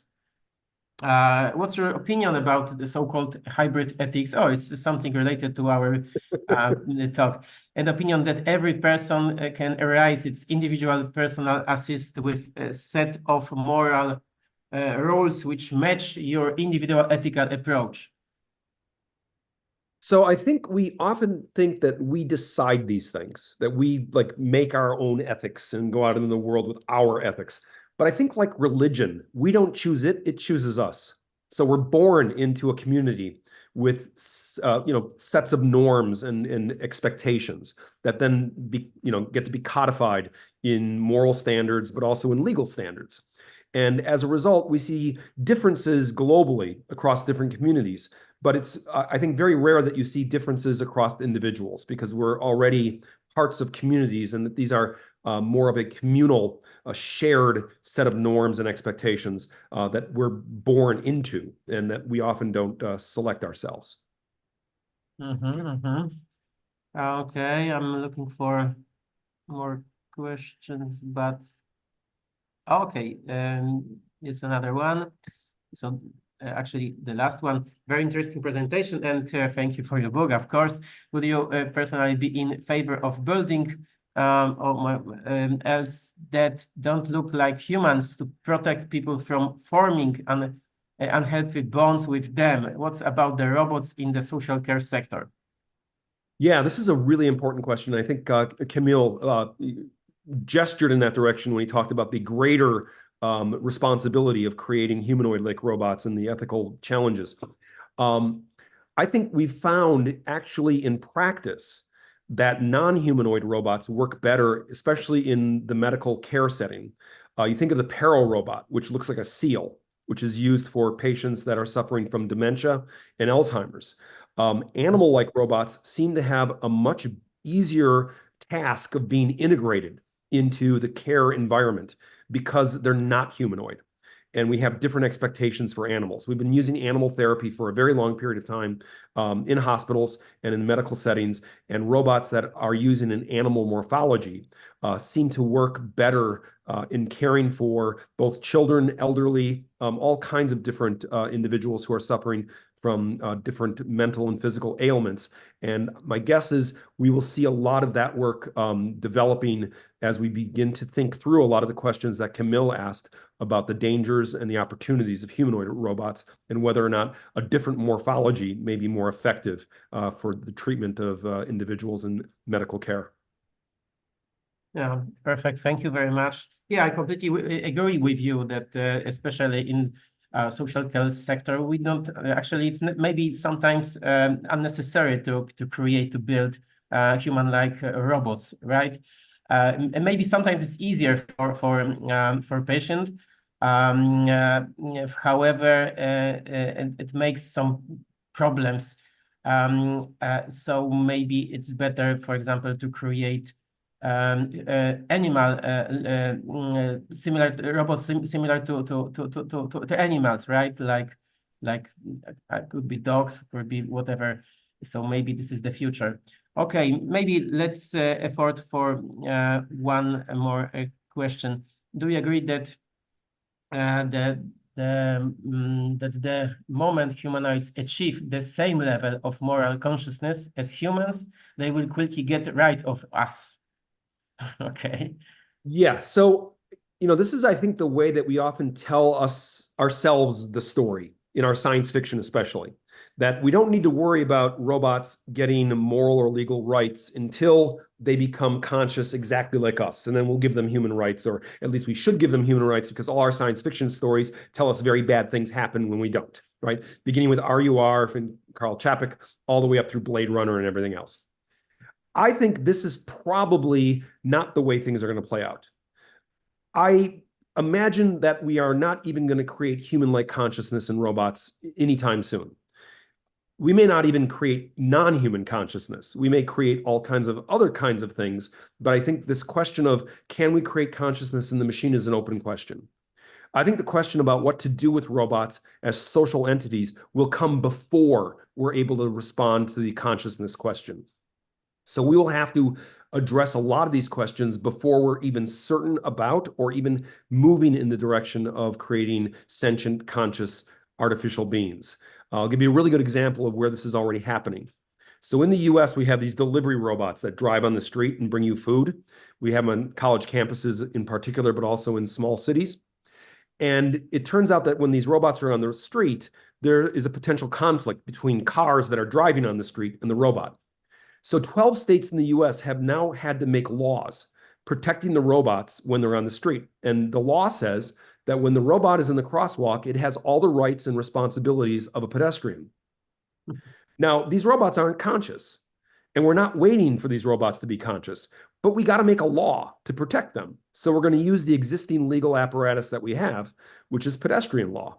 And so we know the robot's not like a human pedestrian, but for legal purposes, it is in the space that a human pedestrian would occupy, and therefore needs to be recognized in the law as having the rights and responsibilities of a pedestrian. But maybe this law is introduced because the kind of robots are very expensive, right? And Yes. maybe to protect them, it's not the matter of, you know, that we treat them as a similar to human being. However, it's something which is very, very expensive, right? Correct. Okay. Oops, sorry. Yeah. Okay. That's all right. Go ahead. Okay, so I'm searching for Krzysztof because now is this is the moment when I would like to pass my leadership over this meeting to Krzysztof because I will be a member of panel, so that's why Krzysztof I'm will here. moderate, yes, this panel. Welcome to our forum. So Krzysztof, this is your, as I said, this is your role. So please continue. Thank you very much once again. Okay. So thank you very much, Konrad, for your invitation, and I'm glad to be here leading this panel. And I hope we're gonna make it really pleasurable for the audience. And so let me start with some more introduction because we also already introduced our distinguished lecturers here at this talk. But we also have Konrad, who is the head of the HumanTech Center at SWPS University. He's at the Faculty of Psychology, and he's an assistant professor and specializing in social and psychological impacts of new technologies like artificial intelligence, the metaverse, and of course, robotics. He's leading all those HumanTech meetings, and also last year, so in 2023, he got award from the Ministry of Education and Science, being a science popularizer. So this is latest achievement of Konrad. Mentioning the whole list of his achievements might take some part of our panel, so I switched to another person. In our meeting that we're gonna have is Sonia Ziemba-Domańska. She's a psychologist and neuropsychologist. She's specializing in integrative therapy. She's academic at the Polish-Japanese Academy of Information with expertise in biofeedback and different other aspects for therapies. And she focuses on behavioral addictions prevention and teaches in Faculty of New Media Art. She also writes for Sense magazine and collaborates, of course, with HumanTech Center. And foremost, she has a keen interest in robot therapy, AI in psychotherapy, and human-centric studies. So we are glad to have Sonia and Konrad, and of course, Kamil and David as our plenary panel speakers. So I'd like to start with some comments because together with Konrad, Sonia, and our colleague from IDEAS and CBR, we published a report 2 months ago entitled What Does Pulse Think About Robots?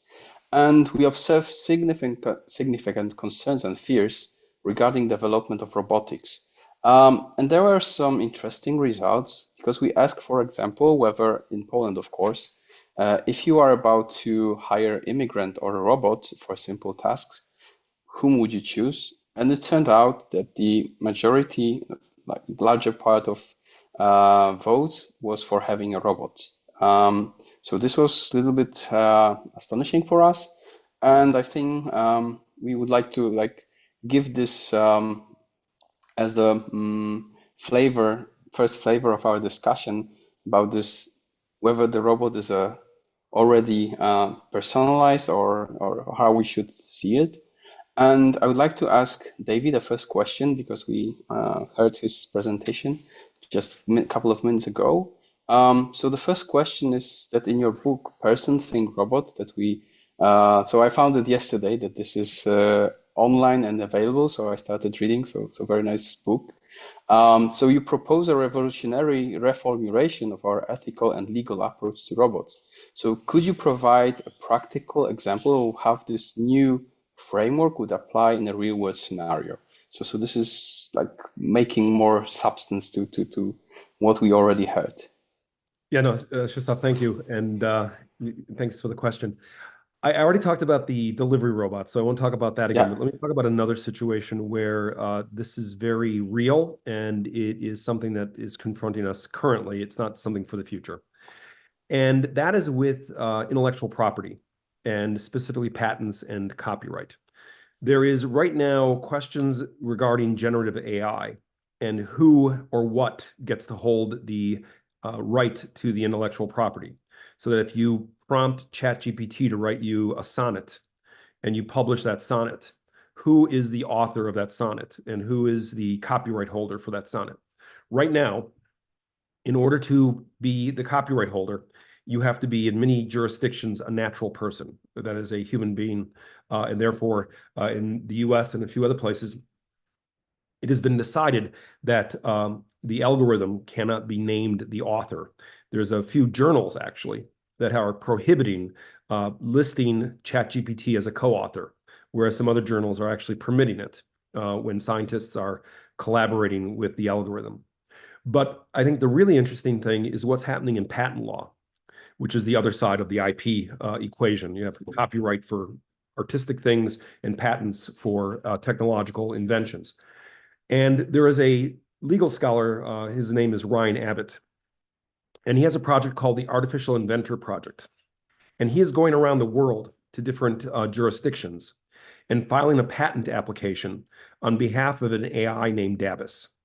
Now, Dabbus invented a food storage system like Tupperware, and he's trying to get Dabbus named the inventor so that it holds the IP. And he's failed in the US and the UK. But he's failed not because the courts have not recognized that Dabbus has invented something, but because the way the law is written only allows natural-born humans to be inventors. So you have to be a human being to be an inventor in the US and the UK. Interestingly, though, in South Africa and Australia, he's been successful. So Dabbus is holding the IP in Australia and in South Africa, and that's because of the way the laws are written there. You don't have to be a natural person. So I think what we're seeing happen is that these technologies are challenging us to rethink our own categories. We inherited the category of person and thing from the Romans. It's been operational for 2,000 years, but we're now at a moment in time where our technological innovations are struggling against the boundaries of those categories. So this is less about the robot and the AI and more about us and the way we organize our moral and legal systems. And you can see already a patchwork of decision-making taking place because different places regard and resolve these questions differently. So I've had one more word here, so which was natural person. So now we have thing, person, and natural person. So can you elaborate more on that? That's because the word person breaks into both natural and legal person. So the word person comes from the Latin persona, and it doesn't mean a living human being. Persona means the mask worn by the actor in Greco-Roman theater. And therefore, it's more about role playing. It's about the role that someone plays in society. So natural persons are defined as human beings that are naturally born persons and are persons by nature. But we also have legal persons. What's interesting is that you and I right now exist in a world where artifacts have legal personhood. Those artifacts are Yeah. called corporations. And corporations became persons not because they have dignity, not because they have feelings, and not because they have any of the natural things that you and I have. They need to be situated as persons so that they have standing in the law. And so they become legal persons by decree and not by nature. And so you and I are both natural and legal persons. Corporations are legal persons, but not natural persons. And the question that I raise in the book is, could robots be natural persons? Should they be legal persons? What would be the difference, and how does that play out? And as Kamil already has anticipated, there's an entire chapter on the question of legal person. There's an entire chapter on the question of natural person, because it gets very complicated in both moral and legal terms. Okay, so thank you very much. So if we already mentioned Kamil, so it's nice meeting you. And so another question is regarding, so how do you envision the balance between the benefit and potential risks of humanoid robots, particularly in sensitive areas such as healthcare and law enforcement? So we already mentioned healthcare a couple of times, so I guess we can have more time to dwell on that. So the writing about the ethics or law usually like give some different that create some impressions that there is only bad things that could happen with that things, because usually ethicists are focused on some risks. So, but there is of course a lot of some positives. So I think there is a paper by Professor Gunkel and the other by John Danaher in response to that Joanna Bryson paper that she proposed to not create robots that looks like humans, and they both say that it's kind of impossible to have that kind of to enforce that kind of proposition, because we simply want to have entities that looks like us and among us. So there are many different reasons why it could be effective. So, for example, that our world is created for entities like us. So we have stairs, we have doors, we have cars, we have a lot of equipment. So it's sometimes it would be easy to have that robots that could fit into the world that we created for us. But we mentioned already that in the medical context it could be problematic, but also it is. It could be beneficial. So there are some research on human robots interaction in the context of, for example, autism, or how to teach children to behave with humans. So those kind of humanoid traits are maybe useful from that perspective. I'm not specialist in that, so I don't want to say that it's for sure, but there is a lot of arguments that are around. So in the law enforcement categories, it is problematic. So I think there is a paper by Margot Kamiński, and she wrote about the problems with the I think humanoid police robots, that maybe if they are in the shape of human being, it would be easier to be persuaded by that kind of robots to reveal some information that should be protected somehow. So we could trust too much that kind of robots and reveal too much and be survive because they look like police officers or something similar. So I already mentioned also that in military context, at least I believe that the human likeness should be abandoned at the very beginning. And so the problem is whether the robots should be created in the military context at the first place. But if we said that, okay, so it's acceptable, then it should not be looks like humans. But in police context, some places that it could be helpful for reduce some crimes or some antisocial behaviors. It could be also beneficial. So, for example, I have that problem, but that is sometimes in Poland from distance. There are fake police officers from cardboard made, so you could look at them You don't know whether it is real police officer or fake one, but usually people just be more careful with that. So to make us more obedient to law, it could be beneficial, at least in some context. Okay, thank you very much. So I know that this topic of weaponizing robots is quite controversial, and there are a couple of companies developing robots that signed the letter of not weaponizing robots. But I would like to more focus right now on the benefits. As you mentioned, we always talk about risks, but not that much about the benefits. So I'd like to switch on to Sonia, who I think is a believer in those benefits. So Sonia, in your work as a psychologist, how do you see the robots impacting mental health therapy, and what ethical considerations should be taken into account? Hello, everyone. It's very nice to be here and listening to you. You know, in my work as a psychologist, I see a lot of benefits with cooperation with robots. Of course, we can say a lot of benefits, a lot of negative impacts, but I think that there is many various way what we can say, because there is the first main thing for me is like that people who want to talk with a robot as a therapist, we can say about them like they have robots can help us reduce feelings like loneliness, which is one of the most important thing and the most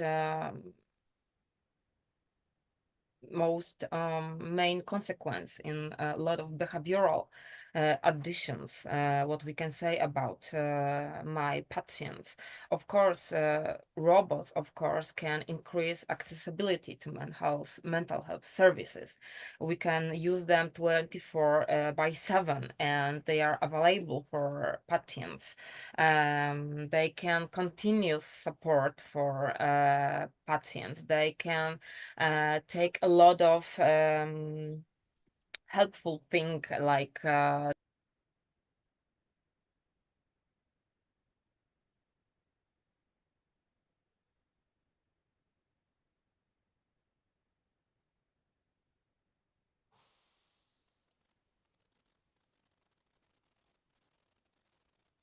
So Sonia, are you still with us? She's gone. I don't know what's happened.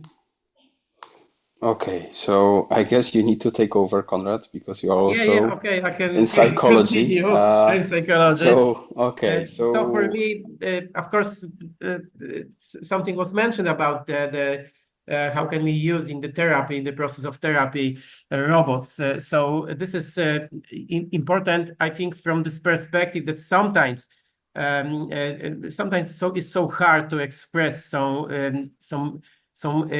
problems to real human. So in this case, if someone has a problem with I don't know, to confront with real person and to express kind of hidden feelings, sometimes it's good to talk with the robot, maybe to start with the robot and then to switch to real person. It's also happening with in case of children, right? Kids very often afraid of adults, kids from such problems like social fears, social integration. So they being among humans is for them is so problematic. So in such particular cases, the robots could be very useful. So I believe in such domains we may use robots. What else? In education, right? Because Probably we will also talk more about education, but I believe that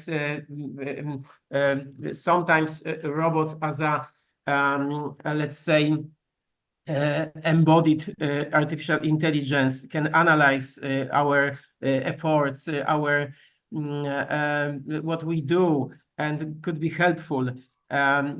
So for example, I can mention studies by Cynthia Brazel, and she with their team built such robot, and this robot was kind of let's say partner in learning, and every time when the kids have some problems with motivation, this robot could motivate you, could be helpful, and also could provide feedback. Sometimes we know that parents don't have a time to control kids, to analyze their progress in terms of learning. So in such a specific situation, I believe that it's very, very helpful. However, I still believe that it's better to have humans around us. Okay, but now I see that Sonia. Yes, I'm really sorry. I just lost my connection. Okay. So I'm really sorry. I just don't I didn't hear what Konrad said, but I guess he said a lot of connection with robots with children, and about the fear of some of patients that they just they have got just they are more open to robots because robot like a social robots are is not a human, so we can eliminate the barrier of shame, and they are more open for them. I also said that with robot they can just have it 24/7, so the therapy which is based on interview is just different when we have got somebody like a human robot with ourselves. They can motivate us, they can help us. When somebody is in struggle, the robot is still with him. So there is a lot of positive things when we can say something about robot therapy. We can have and we can look for a very quick result. We can robot can give some of relief. We have got patient with got a sense of lack of lack of dealing with themselves, with other people. So they are more communicative with robots because it's just open. The robots have got a lot of acceptance, so they prefer it. But of course, there is also some negative impacts because a lot of people said that robots cannot have empathy like a human, and they are not having something like emotional understanding. So this is the negative things about robots when we just have a human therapist and a robot therapist. But of course, I think the main thing is that we should integrating robots with people, with human therapists, because it is important to strike a balance between the potential benefits from this kind of therapy, and of course, as Konrad said, I think, or maybe he said something about that, about ethical consideration. So when That you called Konrad, I think we will also now switch to Konrad. yes. Yeah, so Thank you. I would like Konrad, to like a little bit walk into the future. So how we envision the interaction between human and robots. We talked a lot about interaction and how it's going to evolve in the next decade, especially with the glasses of the social psychology, if you wear the glasses of social psychologists. So definitely robots will be more integrated into our daily life. and also their design becomes probably more human-like because we need it, and people for us for humans it's one thing is challenge, and we were very excited if we see human-like robots. So I believe that even if we agree that it's a kind of trap, that it sometimes is very risky to create such robots very similar to us. However, I believe that we will continue this process because it's so hard to persuade them to do it, to say, oh, it's a false direction. For example, we have Hiroshi Ishiguro, who is a very famous designer of robots, very human-like, called Humanoid. So from this perspective, I think, if you ask me about the future, definitely we will continue such a strategy to build the robots as similar as possible. However, I'm sure that it will cause a lot of problems, and also this trend maybe lead to more profound emotional connections with robots.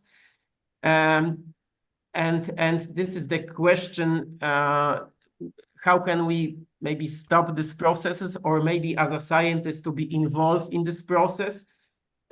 So we see some risk, but the problem is that we are talking about that in this, let's say, our panel.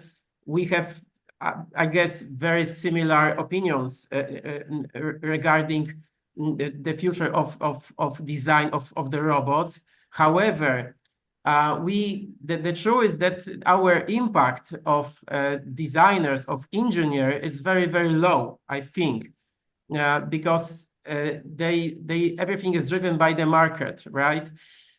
So, for example, last month, Elon Musk presented his robot. Everyone was super excited about that, and I believe that I'm sure that lots of people are thinking about, oh, I need to have this robot. This is nice. So maybe this is it's related with movies, with science fictions movies. So I'm really afraid, especially in terms of this ontological categorization that David Gunkel said, that we need such distinction. We need to have a kind of order in this life. So now we are in such situation where everything is maybe it's order, but in future we will have completely mess, completely mix. So for our psyche, for our psychological states, it would be very, let's say, challenge. Let's say challenge. So we need to work on it. That's why I'm also interested in this topic, interested in psychological consequences of using robots in our daily life. Okay, so I a little bit feel like I'm called to the blackboard, so because I'm engineer. But happily we started our collaboration like 3 or 4 months ago, and the first fruit of this collaboration is this report done together. Yes. So I guess the awareness of those implications and ramification of developing robots and AI is like getting some proliferation in Poland. So thank you, Konrad, for approaching us and started this collaboration. So I want to a little bit push this discussion into different directions. So I get back to David. So in your research and all your books, you are dealing with the aspects of robotics and AI and about morality. So I would like to ask you, from your perspective, what is the most pressing moral dilemma we face today in the field of robotics, and how should society begin to address them?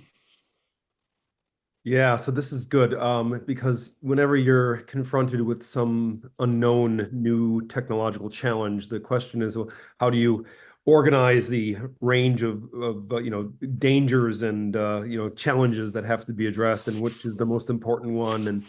And I actually, for myself, for my own research, I do think the most troubling thing right now is we're attempting to apply legal categories and moral categories to entities that do not seem to fit. I'm not saying we should make robots persons. I think personification of robots is just as complicated and dangerous as reification.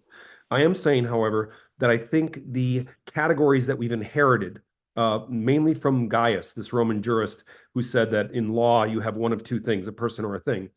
I think that is a very useful categorization, but it's also one that is at the point of breaking at this point in time. And Conrad just, I think, referenced and made some comments about that, getting these categories right for ourselves is really what's important. We're not doing it for the robots. We're doing it for us. We need to make sense of our world. We need to make sense of what is changing around us and how these things fit in our social environment. And unless we have a better set of tools to make that possible, better moral tools and better legal tools, we are going to be confronting challenge after challenge and difficulty after difficulty. I'll give you one really good example of how this is coming about right now, where I think we're headed in directions that could be very complicated. So there are a number of legal scholars who've said, well, okay, robots are not persons, robots are not things. So how about something in the middle? How about something that's both a thing and a person? Sounds like a reasonable way to sort of split the difference. Turns out the Romans already did this. They had something in their social world that was at times a person and at times a thing, and that was the slave. And the word robot comes from robota, meaning slave in Czech, right, or servant. And so there are some legal scholars who are saying, well, let's just solve all these problems by making a third category of entity called the slave. And let's reactualize Roman slave law for the 21st century. I think it's an abhorrent idea, not because of what the robots are going to feel by being enslaved, but because of the fact that that makes us masters. It puts us in the position of mastery. And oddly, or maybe not, most of these proposals are being put forward by white guys who've been in a position of privilege, who have not suffered slavery in their past. So I think, culture plays a big role here. The ideologies play a big role here, but I think getting this right is really crucial as we move forward because we're trying to sort out what our current and future world is going to be. Okay, thank you for your in-depth insight into that. So I want to switch to Kamil because we started to talk about morality, and in my, let's say, engineer's mind, morality is quite connected with law. And also we have a question from the audience that we are not, so we don't talk enough about creating legal frames for AI development, and of course robotics, which will be embodied AI. So following on that, can you tell us, having your expertise both in philosophy and law, how should legal systems evolve to address the unique challenges posed by human-like robots? It was already touched by David, so we started this discussion also about the law. So could you elaborate more on that, like connecting philosophy and law, so we have moral and law and also entities mentioned by David? Okay, so I think your intuitions that the law and the morality are related are very good. So this is the book that was published this year. I cannot see it, but it is actually called "The Law is a Moral Practice," but it's called Hershovitz. So in this year, so there are very related things. So in my other stream of my work on the robots, I'm trying to somehow combine the problems with some problems with robots with the law. I'm not focusing like Professor Garg is more about like the legal persons and how to fit the robots with the categories, but I came from the criminal law department at the Groningen University, and then so my perspective is from the criminal law. So from that perspective, we don't need to care that much about whether the robots have that status or not.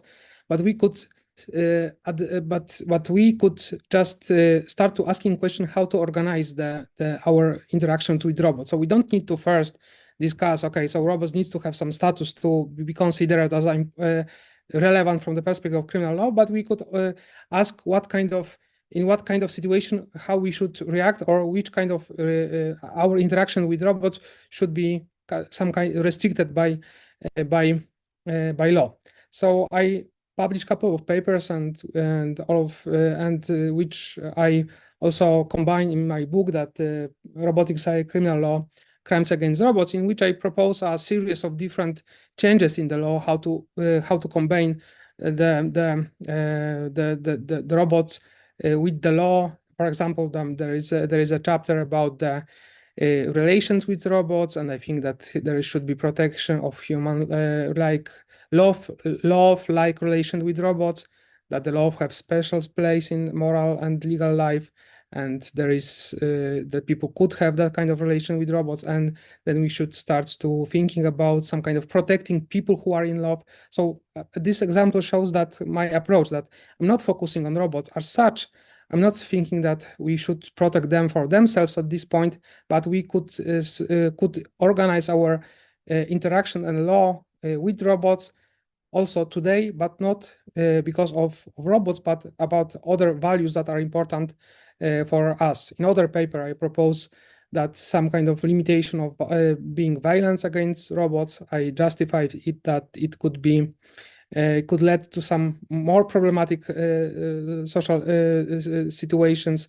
So I even proposed the exact wording of the provision that could be implemented into the word. I also propose some extending protections of police robots. I'm claiming in this chapter that that criminal law protections of police officers are not because they are human beings, because we have other provisions that protect criminally human beings, but I'm saying that when the police officers are acting, they are representing the state, they are representing the authority of the country, and if we are attacking them, we are attacking the state. So there's some more abstract value than the life of the police officers. So if the robots could have the same role as a part of the public police law enforcement, then maybe, it's my proposition, maybe we should also have that kind of protection of police robots. So I have that kind of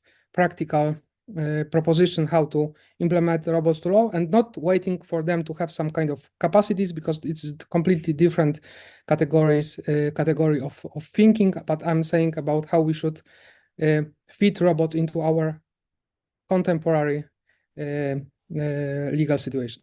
So thanks. Okay, thank you, Kamil. But I guess it's like converging to this relation, not properties. So this is really helpful to have David and you here.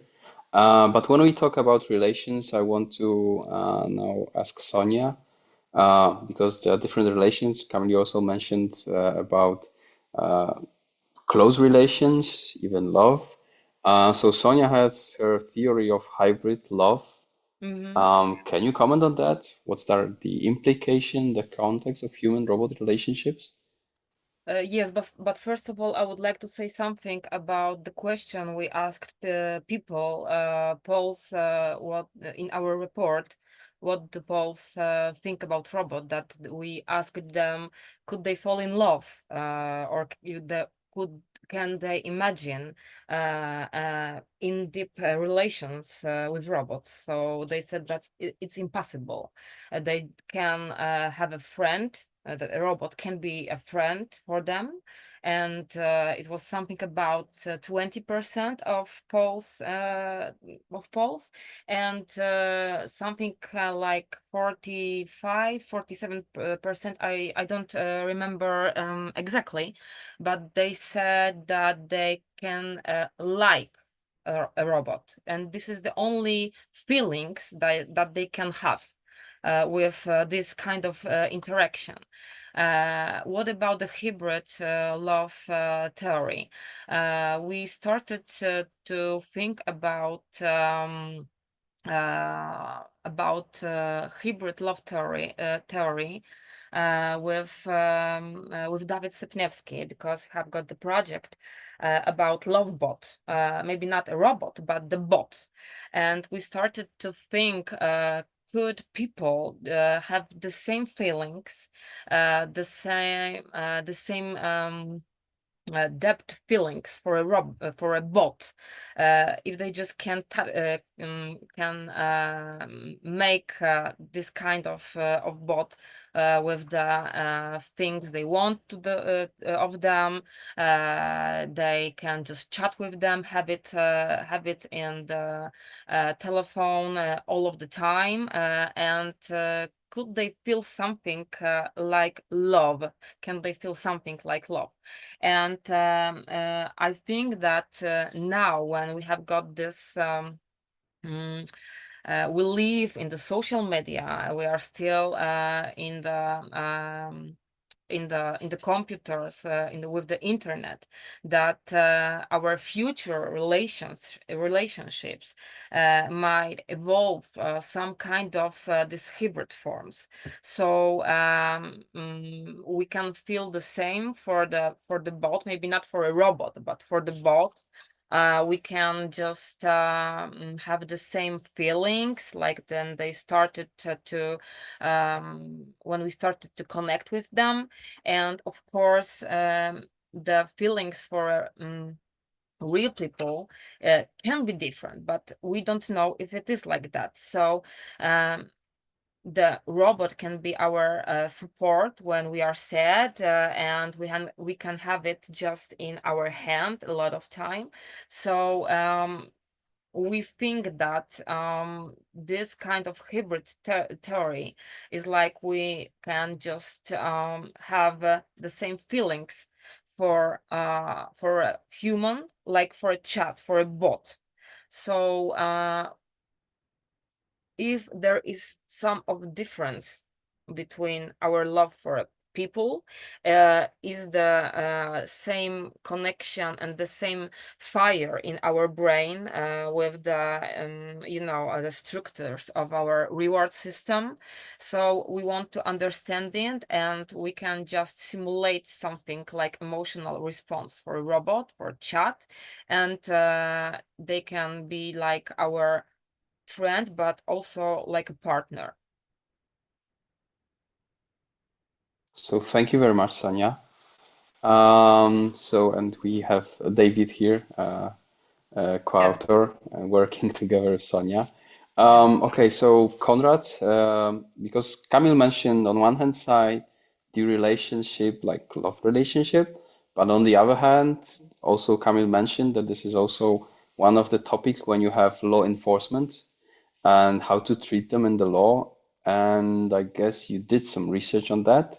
So you tried to simulate, redo the Milgram experiment, but using the robots. So can you comment on this research, on your findings, and how it worked? Because it's quite close to this law enforcement. On one hand side, we can attack the robot, who is like being a policeman, but do we obey such a policeman? What is your It's finding a and great view on that? question. Of course, we have to also think about future and in such reality, when we will have more and more policemen on the street, actually who will be robots, right? And even now we have already such robots who patrolled streets, for example. It's quite popular in United States. Actually, in Poland, I haven't seen such robot, but probably we will have, because it's it's actually cheaper. It's maybe safer if the robot control analyze some very dangerous area. So from this perspective, I think such robots will be introduced so this is of course, a very important question. How can we treat aggressive reactions, aggressive attitudes towards such robot? Whether, for example, I hit a machine, just think, or whether I hit or abuse a real person, right? So something in the middle, probably, but this is the dilemma. Coming back to your question and my research, we decided to replicate very famous classical Milgram's experiment on obedience to authority. I don't want to talk too much about this experiment, but because probably is well known, classical, very famous, one of the famous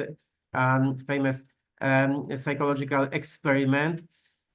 So it was about obedience to authority, but in our case, we replace human by robot, our humanoid robot Pepper. We were curious about the level of obedience.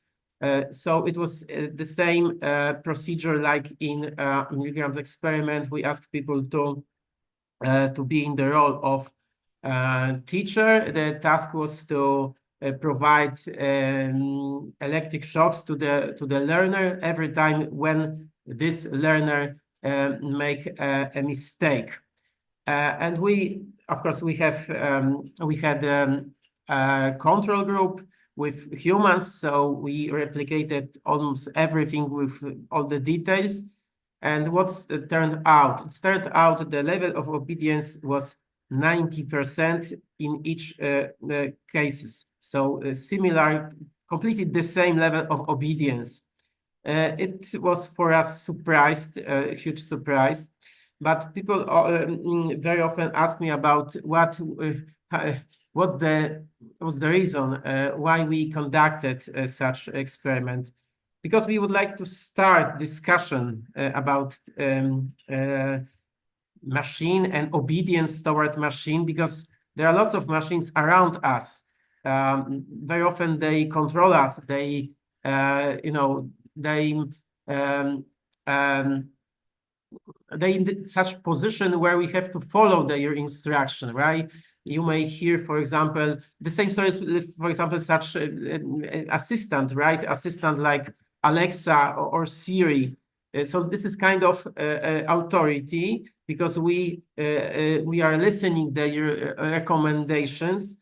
The same story is with, for example, in public transport, right? We may listen we may hear some voices, some instructions. So this is I think the moment that we have to talk about how can we use robots in the role of authority, but in ethical way, in such a way that will be acceptable for the society. Because I'm really afraid of conflicts, potential conflicts, and maybe for us it seems to be very not impossible, completely impossible. But I can imagine such conflict if we will have more and more robots around us, and especially in this kind of role, right? Even now we see that people sometimes are very angry and they don't like such idea. There are some examples of attacks and aggressive behavior towards robots in the whole world. So yeah, so this is the idea behind this experiment. What else? I can also add that we also decided to change a little bit our procedure. In the role of learner, we put the robot, right? So the idea was to check whether people will be willing to provide to give electric shock to the robot. Of course, we have to persuade our participants that this robot could feel maybe not pain, but something similar to pain. And the level of obedience in case of the robot was lower than in humans. So it means that that people were more willing to give this electric shock to the robot than to the human. However, we saw a lot of people who were very emotional, right? We saw on their faces huge stress when they used this electric button. However, I have to mention that, of course, everything was completely fake, right? It wasn't any real electricity. So it means that we have a tendency to anthropomorphize robots. We have a strong tendency to react a very, very similar way to like in case of humans. So this is another, in my opinion, another my research, another, let's say, contribution to this discussion, ongoing debate about designing human-like robots. I think that there is a kind of barrier, kind of, let's say, limitation. For entertainment, for educational purposes, sometimes is okay, but in some areas, I'm against creating such human-like robots. Okay, thank you, Konrad. To be honest, I also did an experiment in the meantime. So I asked ChatGPT, so it's not my authorship, or we can discuss this. So I have a next question for David. So I asked, what question would you add to David's, taking into account the title of his last book? So one of the question is, and also I think it's quite nice. How should society prepare to integrate these technologies in the way that respects human dignity and autonomy while ensuring a responsible innovation? Yeah, good question. I think the algorithm knows what it's talking about. So I think the question is really what I try to grapple with in the book. That is, if the technologies that we're looking at are not being able to accommodate the way that we've ordered our moral and legal environments and our systems, we might need to have a better set of categories. We might need to rethink the different compartments into which we put various things to recognize their moral or their legal status. And that this is something we do not for the artifact, it's something we do for us. It's something that we do because we're trying to make a future for ourselves and for our children that respects human dignity, but also respects our cultures and our expectations for what we desire with regards to human flourishing.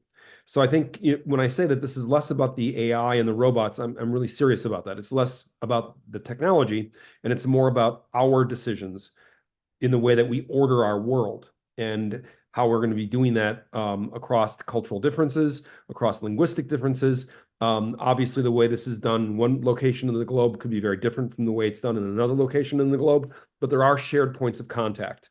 And I think a global conversation about how we envision shaping our future with robots is absolutely required for recognizing what kind of future we want to bequeath to our children and our grandchildren. Okay, so very good answer. Not generated, a natural person. Okay, so I have another question to Kamil, and let's make it by example. So it's quite close to me. We are now writing a project on developing new robotic system, and it's about to last 4 years. So what would you recommend to have in the proposal so we can speak about developing new technology and also be in line with, let's say, law? You think like 5 years time, so you can also shape the future. So not only the robots, but also having, as Konrad mentioned. So if we have you on board and you are like advertising us, being an advisor, so where would you steer us, I would say? So it's a question like from the from the job interview. No, it's not job interview. Yeah, so it's hard to say because I don't know what the level of the insight from the philosophy, ethics, and law is already in your Okay. in your work. So So we are engineers. So we are engineers. We need some guidance. So this is like basic.